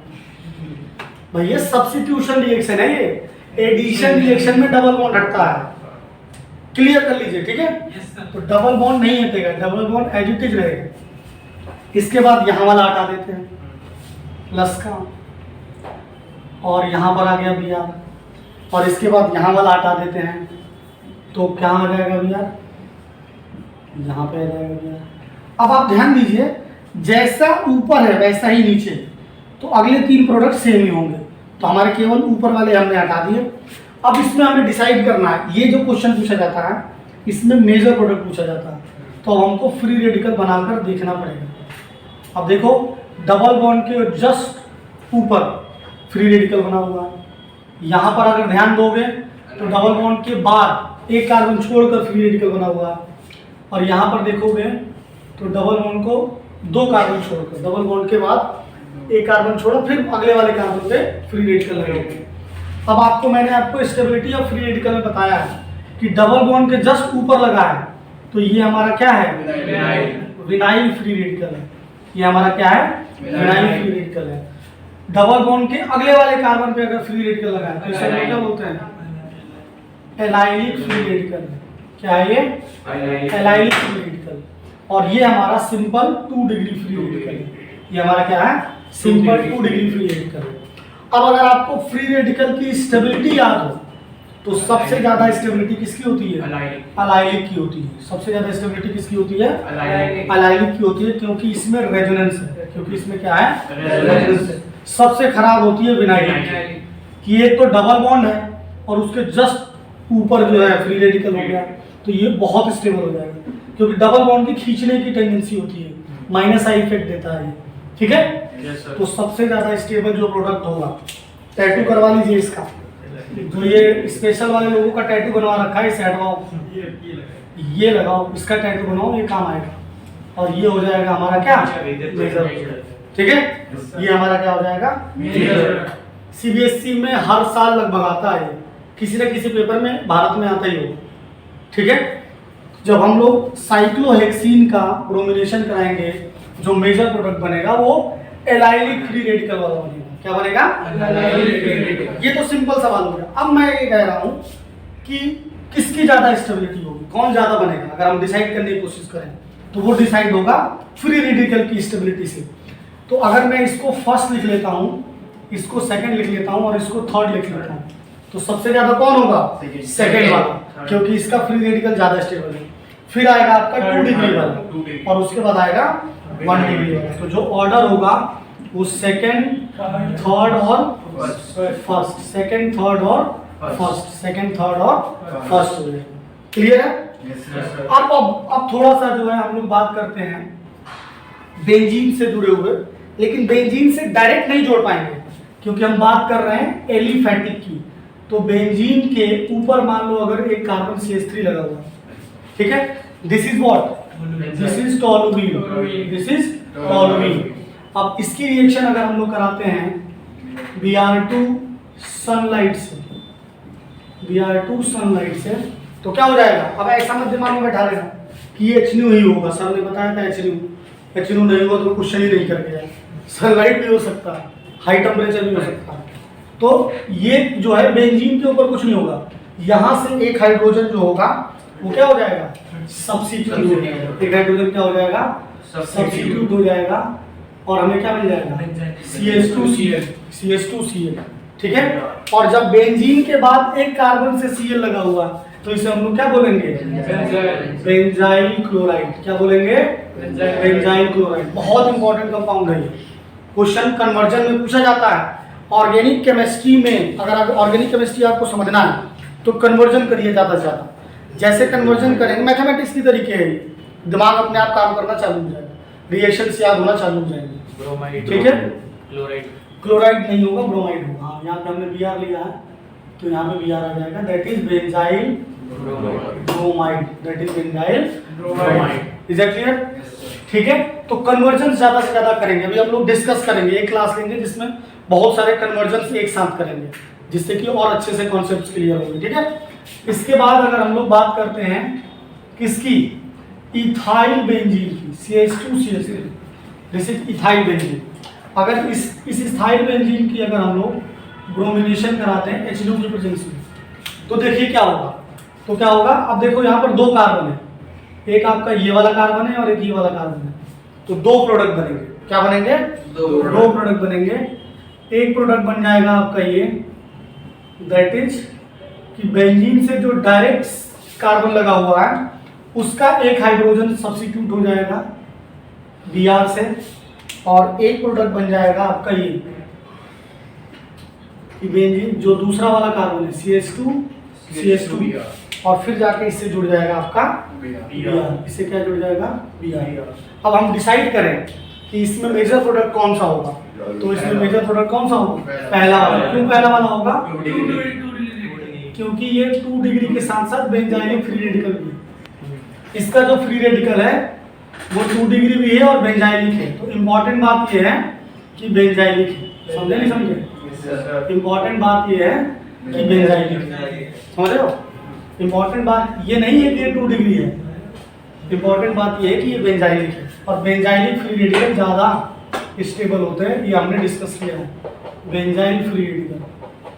तो जो मेजर प्रोडक्ट होगा वो आपका ये वाला मॉलिक्यूल होगा, this will be the major product, this will be the major product. याद रखिएगा, ये पेपर में कई बार आ चुका है और नीट में तो ऐसे ही आते हैं, छोटे छोटे सवाल आते हैं, बशर्ते आपको सही करने होंगे, बेसिक्स को सही रखना होगा। ज़्यादातर क्वेश्चन जो आते हैं बेसिक्स पे ही आते हैं। Is that clear. एक और अगर हम लोग क्वेश्चन लेते हैं, देखिए जैसे कि ये है, ये आपके पेपर में कई बार क्वेश्चन पूछा गया है, NCERT में भी है ये, CH3 CH2 यहाँ NO2 लगा हुआ है, इससे कुछ फर्क नहीं पड़ेगा। अगर हम लोग रफली बात करें तो कि मेजर प्रोडक्ट पे बहुत ज़्यादा इफेक्ट नहीं पड़ेगा। Br2HNO से रिएक्शन करा दिया, तो इसमें भी हमें सिर्फ ध्यान देना है यहाँ कि ये वाला कार्बन और ये वाले कार्बन को सब्स्टिट्यूट करेंगे। हम सिर्फ मेजर प्रोडक्ट लिख रहे हैं, तो इसका भी मेजर प्रोडक्ट क्या होगा? बेंजाइलिक हो जाएगा। क्या होगा? बेंजाइलिक वाला होगा। जो बेंजीन से डायरेक्ट कार्बन जुड़ा होगा, उसका एक हाइड्रोजन क्या हो जाएगा? सब्स्टिट्यूट हो जाएगा। क्या हो जाएगा?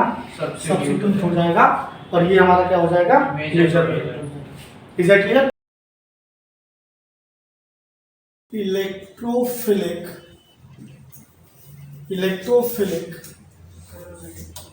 Aromatic substitution, that is EAS, electrophilic aromatic substitution reaction. ये कई बार आएगी, हर चैप्टर में दो बार पढ़ना पड़ेगा आपको, ठीक है? जहां कहीं भी बेंजीन से रिलेटेड कंपाउंड की बात होगी, समझे ध्यान से। अगर मैं बात करता हूं कि अगर हम बेंजीन की रिएक्शन, ये हमारी बेंजीन की रिएक्शन करा देते हैं हम लोग किससे? X2 से, इन प्रेजेंस ऑफ AlCl3 ले सकते हो आप, FeBr3 ले सकते हो, FeBr3 ले सकते हो आप, इवन BF3 ले सकते हो आप, इवन सिंपल Fe डार्क ले सकते हो। और ये सब क्या हैं? ये सब के सब लुईस एसिड हैं। ये सब के सब क्या हैं? Lewis acid. क्या है? Lewis acid. क्या होगा? यहाँ पर जो इलेक्ट्रोफाइल आएगा वो आएगा आपका क्या? X+। इलेक्ट्रोफाइल क्या होगा? X+। और ये X+ क्या होगा? बेंजीन के किसी एक हाइड्रोजन को क्या कर देगा? सब्स्टिट्यूट कर देगा। क्या कर देगा? ये हाइड्रोजन, यहाँ से हाइड्रोजन हटेगा और X आकर दे जाएगा। यहाँ पर सब्स्टिट्यूशन हो रहा, ये याद रखिएगा। अभी मैकेनिज्म हम बताएंगे कैसे होगा। यहाँ पर जाकर X जुड़ जाएगा and we will get halobenzene. We will get what? Halobenzene. अगर मान लीजिए कि हम लोग इसमें एग्जांपल ले लें कि अगर आप बेंजीन की रिएक्शन, सबसे इंपॉर्टेंट बात ये है कि ये एक सब्स्टिट्यूशन रिएक्शन है, ये याद रखिएगा हमेशा। क्योंकि अगर डबल बॉन्ड चेंज नहीं हो रहा है तो जाहिर सी बात है कोई एलिमेंट दूसरे एलिमेंट से सब्स्टिट्यूट हो रहा है। अगर एडिशन होगा तो डबल बॉन्ड हटेंगे, क्योंकि उसमें कार्बन की बैलेंसी पे फर्क पड़ेगा। Is that clear? कई लोगों को लगता है कि बेंजीन से ऐड हो गए, ऐड नहीं हुए, सब्स्टिट्यूट हो। तो अगर वर्डिंग सही रहेंगी तो एग्जाम में सवाल भी सही होगा। ठीक है, देखो ध्यान से। जब इस बेंजीन की रिएक्शन करा दें हम लोग Cl2 से इन प्रेजेंस ऑफ AlCl3, तो देखिए क्या होगा। इलेक्ट्रोफाइल जो आएगा वो आपका Cl+ आएगा। अब ये इलेक्ट्रोफाइल कैसे आएगा अभी हम मैकेनिज्म में बता रहे हैं आप लोगों को, थोड़ा सा पेशेंस रखो। अब ये Cl जाकर बेंजीन से जुड़ जाएगा और देखो मैं भी बोल रहा हूँ सब्स्टिट्यूट हो जाएगा and we will get what? Chlorobenzene. क्या मिल जाएगी? क्लोरोबेंजीन। इसी तरीके से अगर आपको रिएक्शन करा दें हम लोग, बेंजीन की रिएक्शन करा देते हैं किससे? Br2 से FeBr3 के प्रेजेंस में, FeBr3 के प्रेजेंस में, तो Br+ जो होगा वो बेंजीन से हाइड्रोजन को सब्स्टिट्यूट कर, बेंजीन के हाइड्रोजन को सब्स्टिट्यूट कर देगा और हमें क्या मिल जाएगी? हमें मिल जाएगी ब्रोमोबेंजीन। हमें क्या मिल जाएगी? ब्रोमोबेंजीन। इसमें जो इलेक्ट्रोफाइल होगा, ये नीट में कई बार सवाल आया होगा, इसमें इलेक्ट्रोफाइल क्या होगा? Br+ होगा। इसमें इलेक्ट्रोफाइल क्या होगा? Br+। और आपको फिर से वही प्रॉब्लम है कि इससे भी फ्लोरोबेंजीन नहीं बना पाएंगे, क्योंकि ये भी बहुत ज़्यादा हाईली रिएक्टिव रिएक्शन। फ्लोरीन यहाँ पर भी वही करेगा जो पहले कर रहा था, तो फ्लोरोबेंजीन हम लोग इस मेथड से नहीं बना पाएंगे। Fluorobenzene can not form by this method। क्यों? क्योंकि फिर से वही फ्लोरीन क्या है, highly reactive, fluorine is highly reactive, fluorine is highly reactive. और आइडोबेंजीन भी इससे नहीं बना सकते, सेम प्रॉब्लम है जैसा कि इससे पहले था कि आइडो, इसमें भी क्या होता है कि रिएक्शन रिवर्सिबल हो जाएगी, और रिएक्शन रिवर्सिबल हो जाएगी तो जो मेन प्रोडक्ट होगा उसका यील्ड जो होगा वो क्या हो जाएगा, कम हो जाएगा, उसका कंटेमिनेशन कम हो जाएगा, उसका कंटेमिनेशन क्या हो जाएगा, कम हो जाएगा। तो और अगर आप बनाना भी चाहते हैं, अगर आप बनाना भी चाहते हैं तो क्या करना पड़ेगा आपको देखिए, जैसे कि मान लीजिए कि मैं आइडोबेंजीन बनाने की कोशिश करता हूँ इस मेथड से I2 की प्रेजेंस में, ठीक है। तो सबसे पहले क्या बन जाएगा, आइडोबेंजीन बनेगी और यहाँ बन जाएगा HI, यहाँ क्या बन जाएगा HI, और ये HI के ऊपर I क्या है -1 और I2 के ऊपर 0 है, तो ये रिएक्शन क्या हो जाती है, रिवर्सिबल हो जाती है, रिएक्शन क्या हो जाती है, रिवर्सिबल हो जाती है, रिएक्शन क्या हो जाती है, रिवर्सिबल हो जाती है।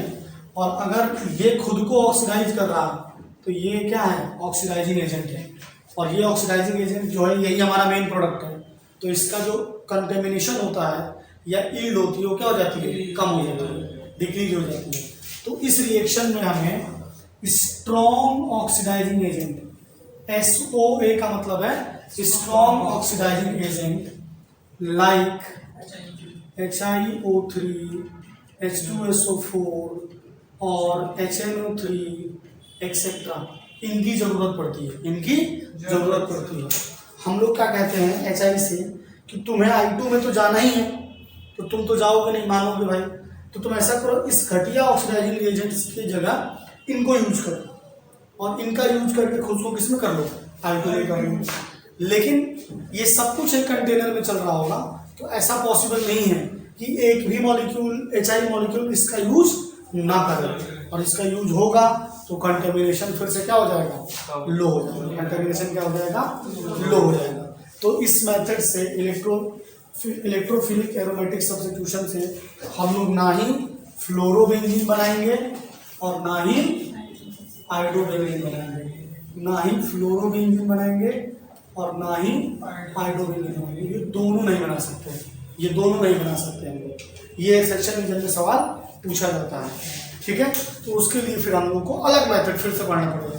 जैसे वहाँ पर हमने आइडोबेंजीन बनाने के लिए फ्रिंकल्स रिएक्शन पढ़ी, और फ्लोरोबेंजीन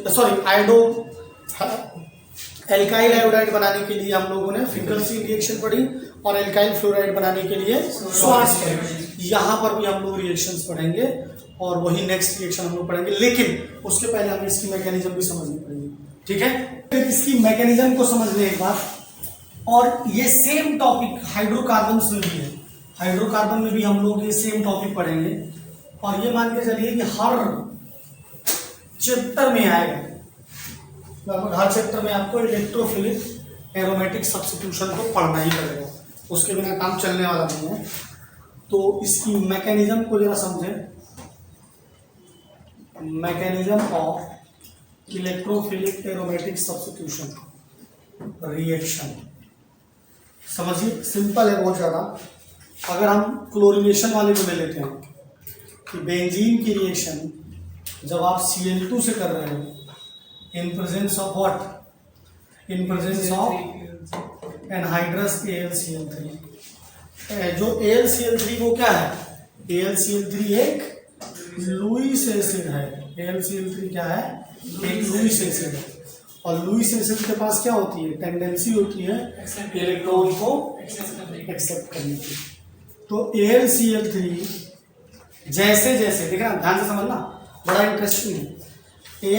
वैसे तो Cl2 बेंजीन के पास अगर आएगी तो रिएक्शन होगा नहीं, बेंजीन कहेगी भैया तुम भी न्यूट्रल हो, हम भी न्यूट्रल है, हमारे जीवन में कोई प्रॉब्लम नहीं, तुम्हारे जीवन में कोई प्रॉब्लम नहीं, क्यों ही रिएक्ट करें, तुमने भी अपना ऑब्जेक्ट कंप्लीट कर लिया, इसका तो छोड़ ही दो, ये तो अपने आप में स्टेबल है, यानी कि कई कई रीजन है जिसकी वजह से स्टेबल है। तो अब Cl2 के साथ इसीलिए हमें AlCl3 लेना पड़ता है, क्योंकि इलेक्ट्रोफाइल कौन जनरेट करेगा, माहौल यही बनाएगा AlCl3। तो जैसे जैसे AlCl3 इसके करीब आता, जैसे जैसे AlCl3 इसके करीब आएगा, इस वाले कार्बन का इलेक्ट्रॉन जो है वो इस क्लोरीन से शिफ्ट होना चालू हो जाएंगे।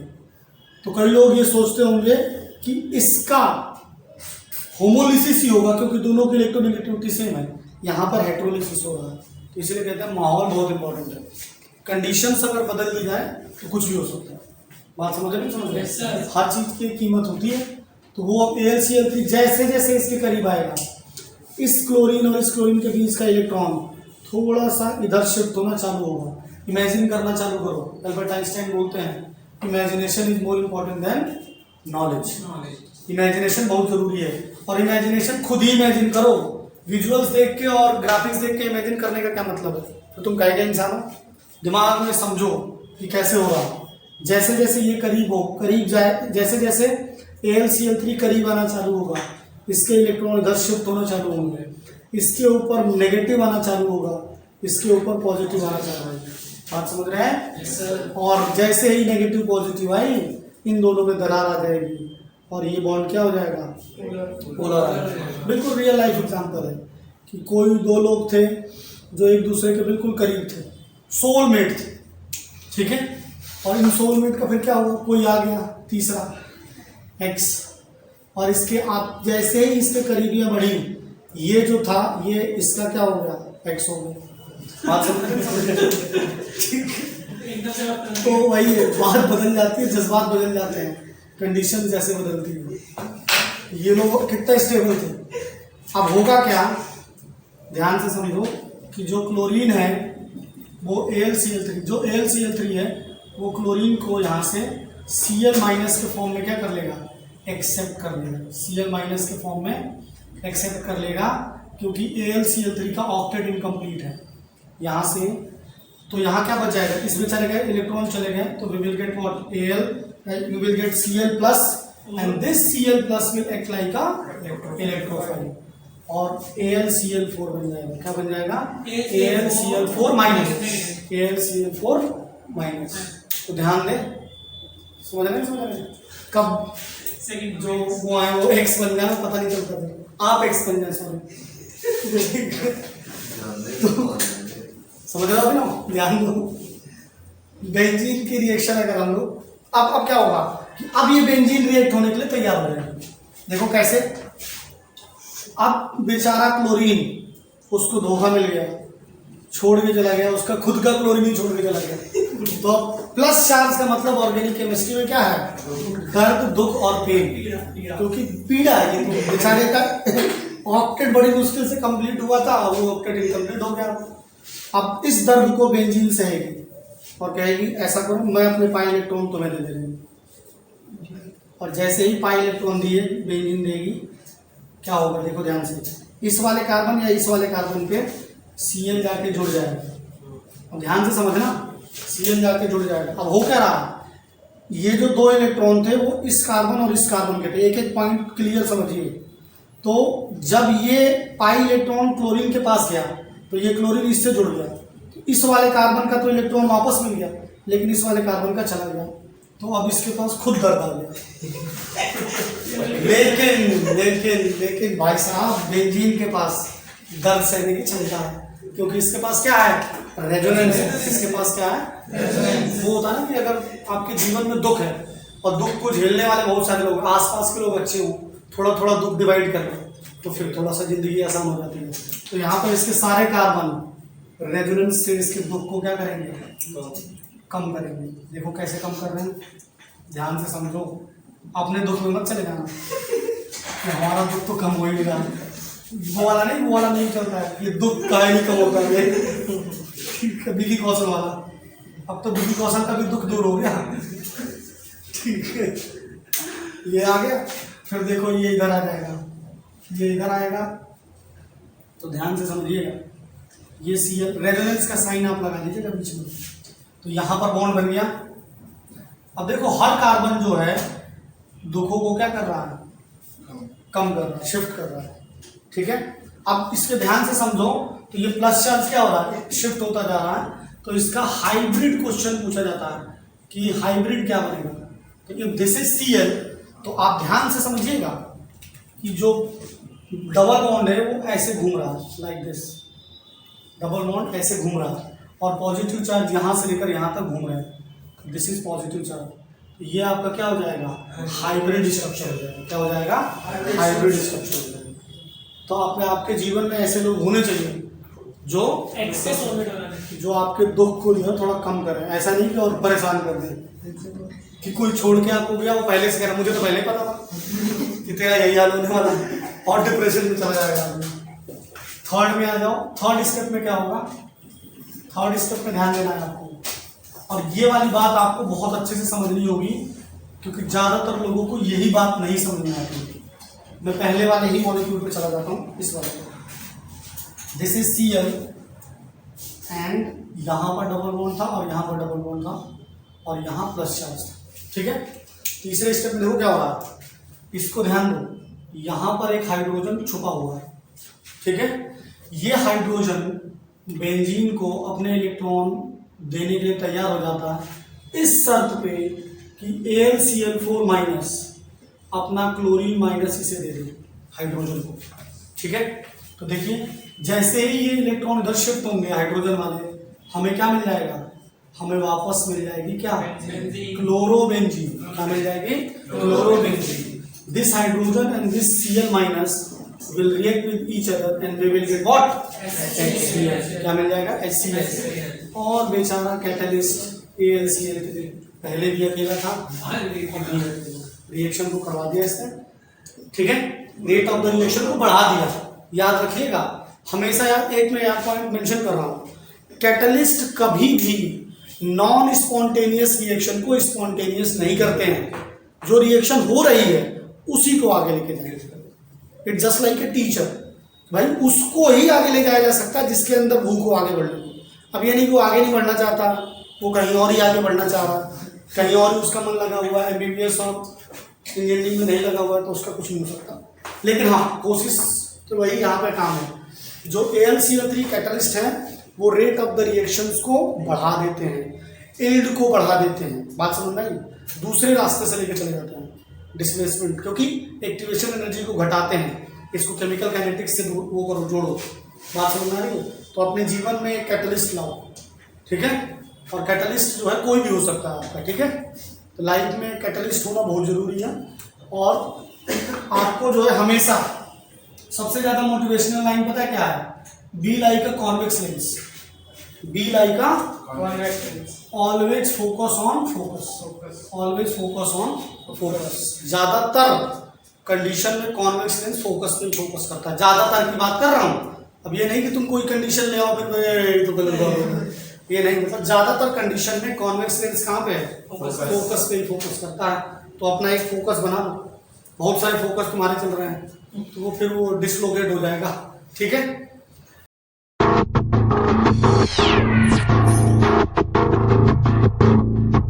लास्ट क्लास में हम लोगों ने क्या पढ़ा था, सब्स्टिट्यूशन रिएक्शन पढ़ा था।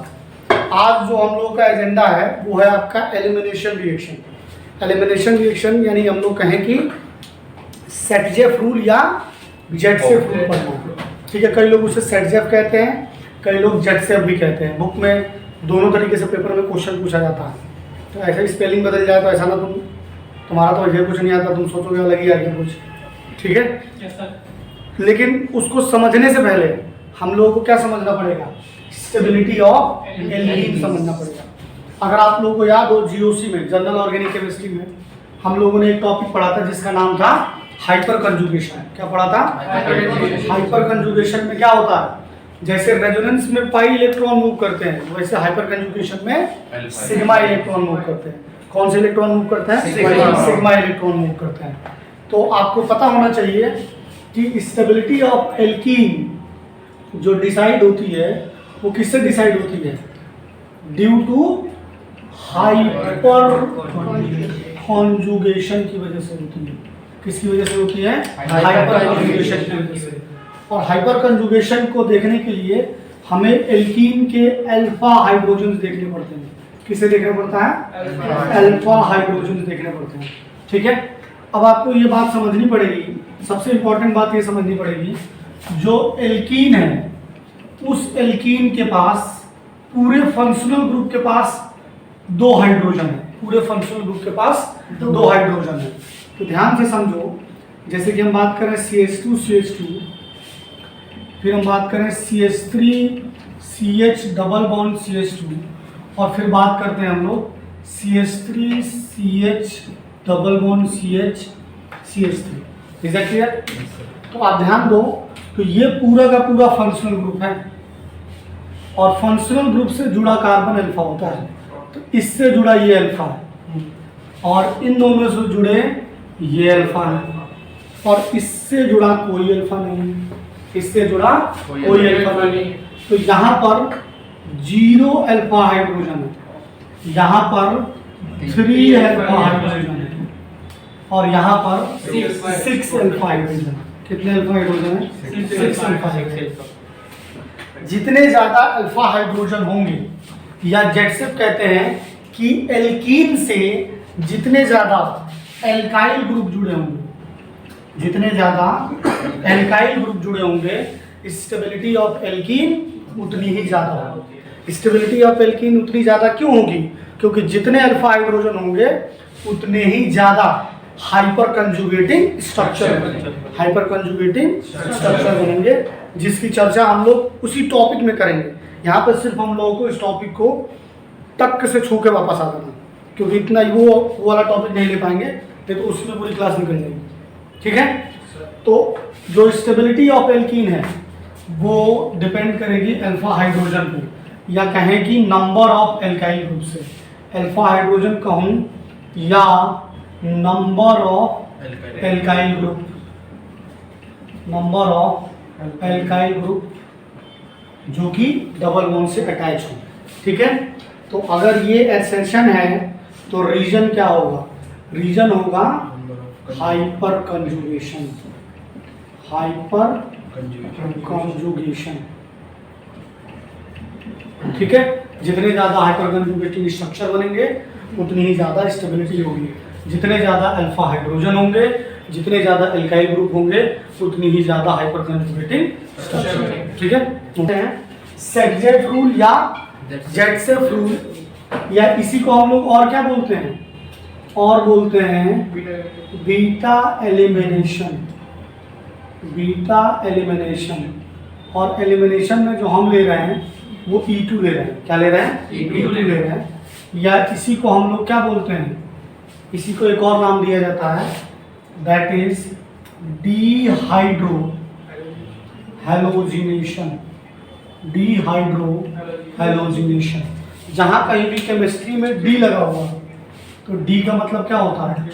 रिमूवल, माइनस होने वाला। हाइड्रो का मतलब हाइड्रोजन, और हैलोजिनेशन का मतलब है हैलोजन। तो बेसिकली HX माइनस होने वाला। क्या माइनस होने वाला? अब किसी को एलिमिनेट करना है तो एलिमिनेट करने के लिए बहुत हिम्मत की जरूरत पड़ती है कि नहीं निकले? और अगर हिम्मत हमें कहाँ से आएगी? CH3 CH2 X CH3। तो उसके लिए हमें क्या लेना पड़ेगा? दारू लेना पड़ेगा, एल्कोहलिक KOH या NaOH लेना पड़ेगा। एल्कोहलिक KOH लेना पड़ेगा या NaOH लेना पड़ेगा। ये कुछ ऐसे भी लिखा होगा C2H5ONH, this is also alcoholic NaOH। ठीक है? हमने आपको कई बार बताया कि फंक्शनल ग्रुप, अगर ये X फंक्शनल ग्रुप माने यहाँ पर, तो इससे जुड़ा कार्बन अल्फा कार्बन, और अल्फा से जुड़ा कार्बन बीटा कार्बन, अल्फा से जुड़ा कार्बन बीटा कार्बन। तो जेटसेप ने क्या कहा? सेटजेप ने ये कहा, या जेटसेप ने जो कहा वो ये कहा कि जब एलिमिनेशन होगा तो अल्फा से X और बीटा से H निकलेगा, बीटा से H निकलेगा। तो X तो चलो निकल जाएगा, लेकिन अब यहाँ पर 2 बीटा है, तो किस बीटा से H निकलेगा?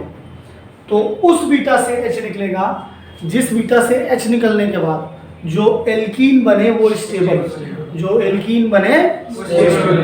या जनरली उस बीटा से H निकलता है जिसके पास कम हाइड्रोजन, इसके पास कम हाइड्रोजन। लेकिन मैंने एक टर्म यूज किया है जनरली, तो ये ध्यान रखना।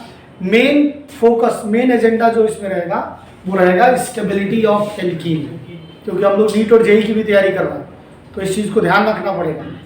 बोर्ड में या स्कूल के एग्जाम्स में काम चल जाएगा कि उस बीटा से H निकालो जिसके पास कम हाइड्रोजन हो, हमें क्या करना होगा, नीट और जेई में दोनों बीटा से एच निकालना पड़ेगा, और उसके बाद जो दोनों प्रोडक्ट आएंगे या 3 प्रोडक्ट आएंगे या 4 प्रोडक्ट आएंगे, देन हमें उसकी स्टेबिलिटी देखना पड़ेगा एल्कीन की, कि कौन सी एल्कीन स्टेबल, कौन सी एल्कीन स्टेबल।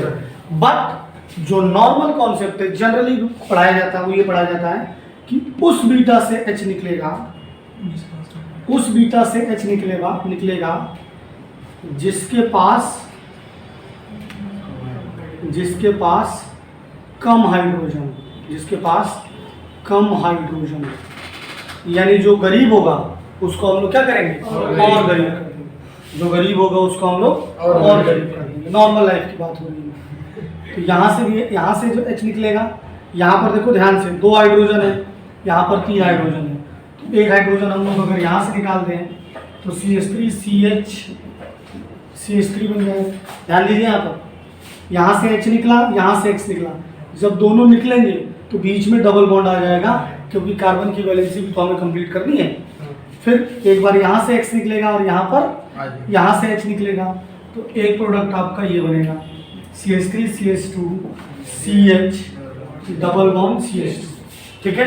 ये 2 प्रोडक्ट बनेंगे, लेकिन जो मेजर प्रोडक्ट होगा वो होगा उस बीटा से H निकलने वाला जिसके पास कम हाइड्रोजन है। तो कम हाइड्रोजन से जब निकला था तो प्रोडक्ट क्या बना था, ये बना था।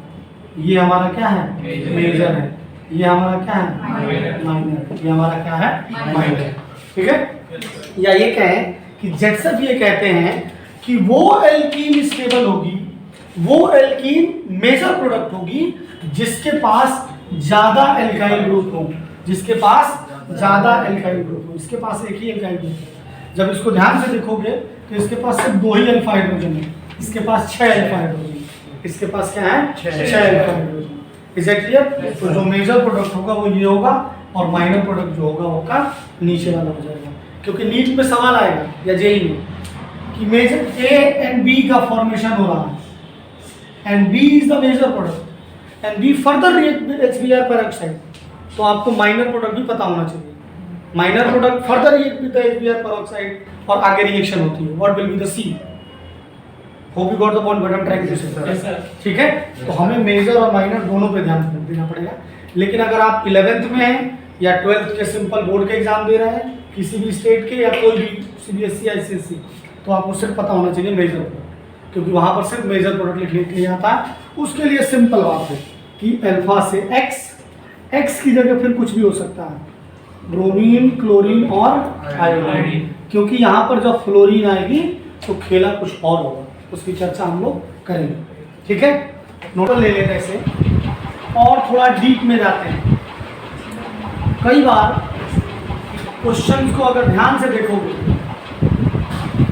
क्वेश्चन को अगर और ध्यान से देखोगे, थोड़ा सा और माइक्रो लेवल पे चले जाए। जैसे मान लीजिए कि एक एग्जांपल ले लेते हैं हम लोग, CH3 CH2 CHBr CH3, इसकी रिएक्शन अगर हम लोग एल्कोहलिक क्लोरेट से अगर करा दें तो ध्यान देना, ये वाला जो मैं ले रहा हूँ ये सिर्फ और सिर्फ जेई और नीट के लिए है। Br से जुड़ा कार्बन अल्फा और अल्फा से जुड़ा कार्बन बीटा।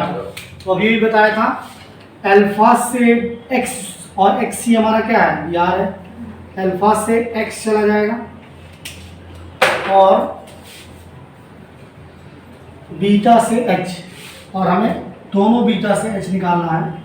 तो एक प्रोडक्ट तो ये बनेगा, और इसके अलावा एक प्रोडक्ट जो आपको सीधा सीधा दिख रहा है वो ये बनेगा।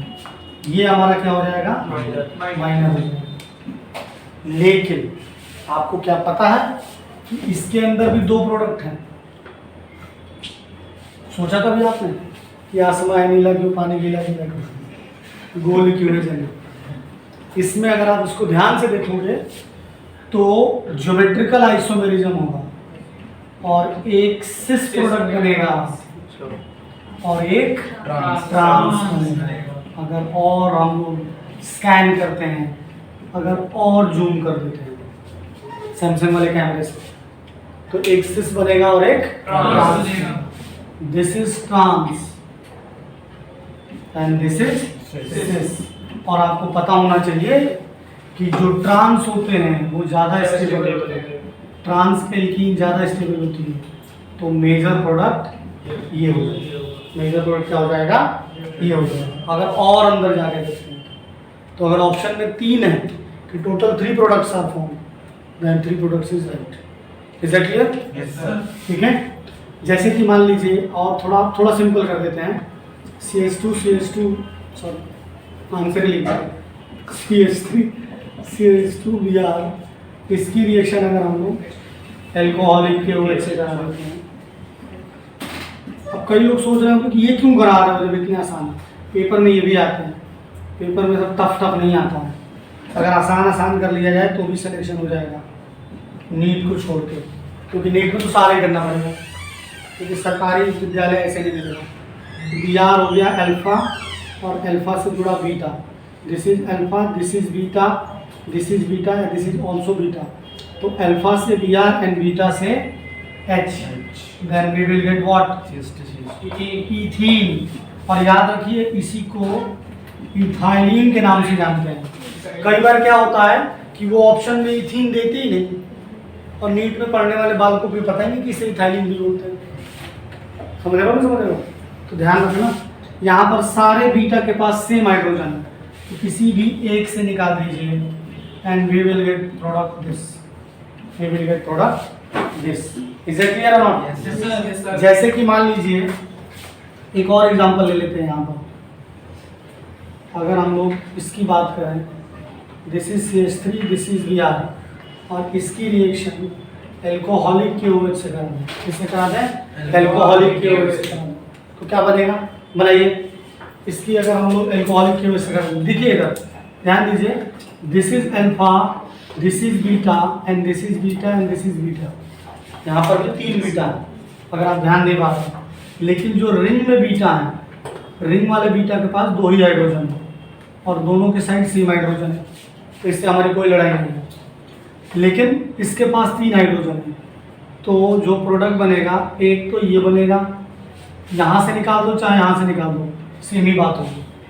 और एक प्रोडक्ट बनेगा जब यहाँ से निकाल देंगे, ध्यान दीजिए, तो double bond CH2, double bond CH2। ये क्वेश्चन पूछा जा चुका है पेपर में, ध्यान दीजिएगा। ये डिहाइड्रेशन में भी पूछा गया है। जब यहाँ पर OH लग जाएगा तो डिहाइड्रेशन वाला कॉन्सेप्ट हो जाएगा, और जब हैलोजन लगा होगा तो एलिमिनेशन की बात होगी।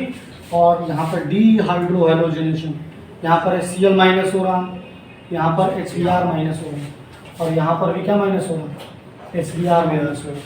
ठीक है, तो दिस इज जेटसेप रूल या सेडसेप रूल। E2 पे ही सवाल ज़्यादा आते हैं, इसमें E2, E1, ECB ये सब पढ़ने की ज़्यादा जरूरत है नहीं।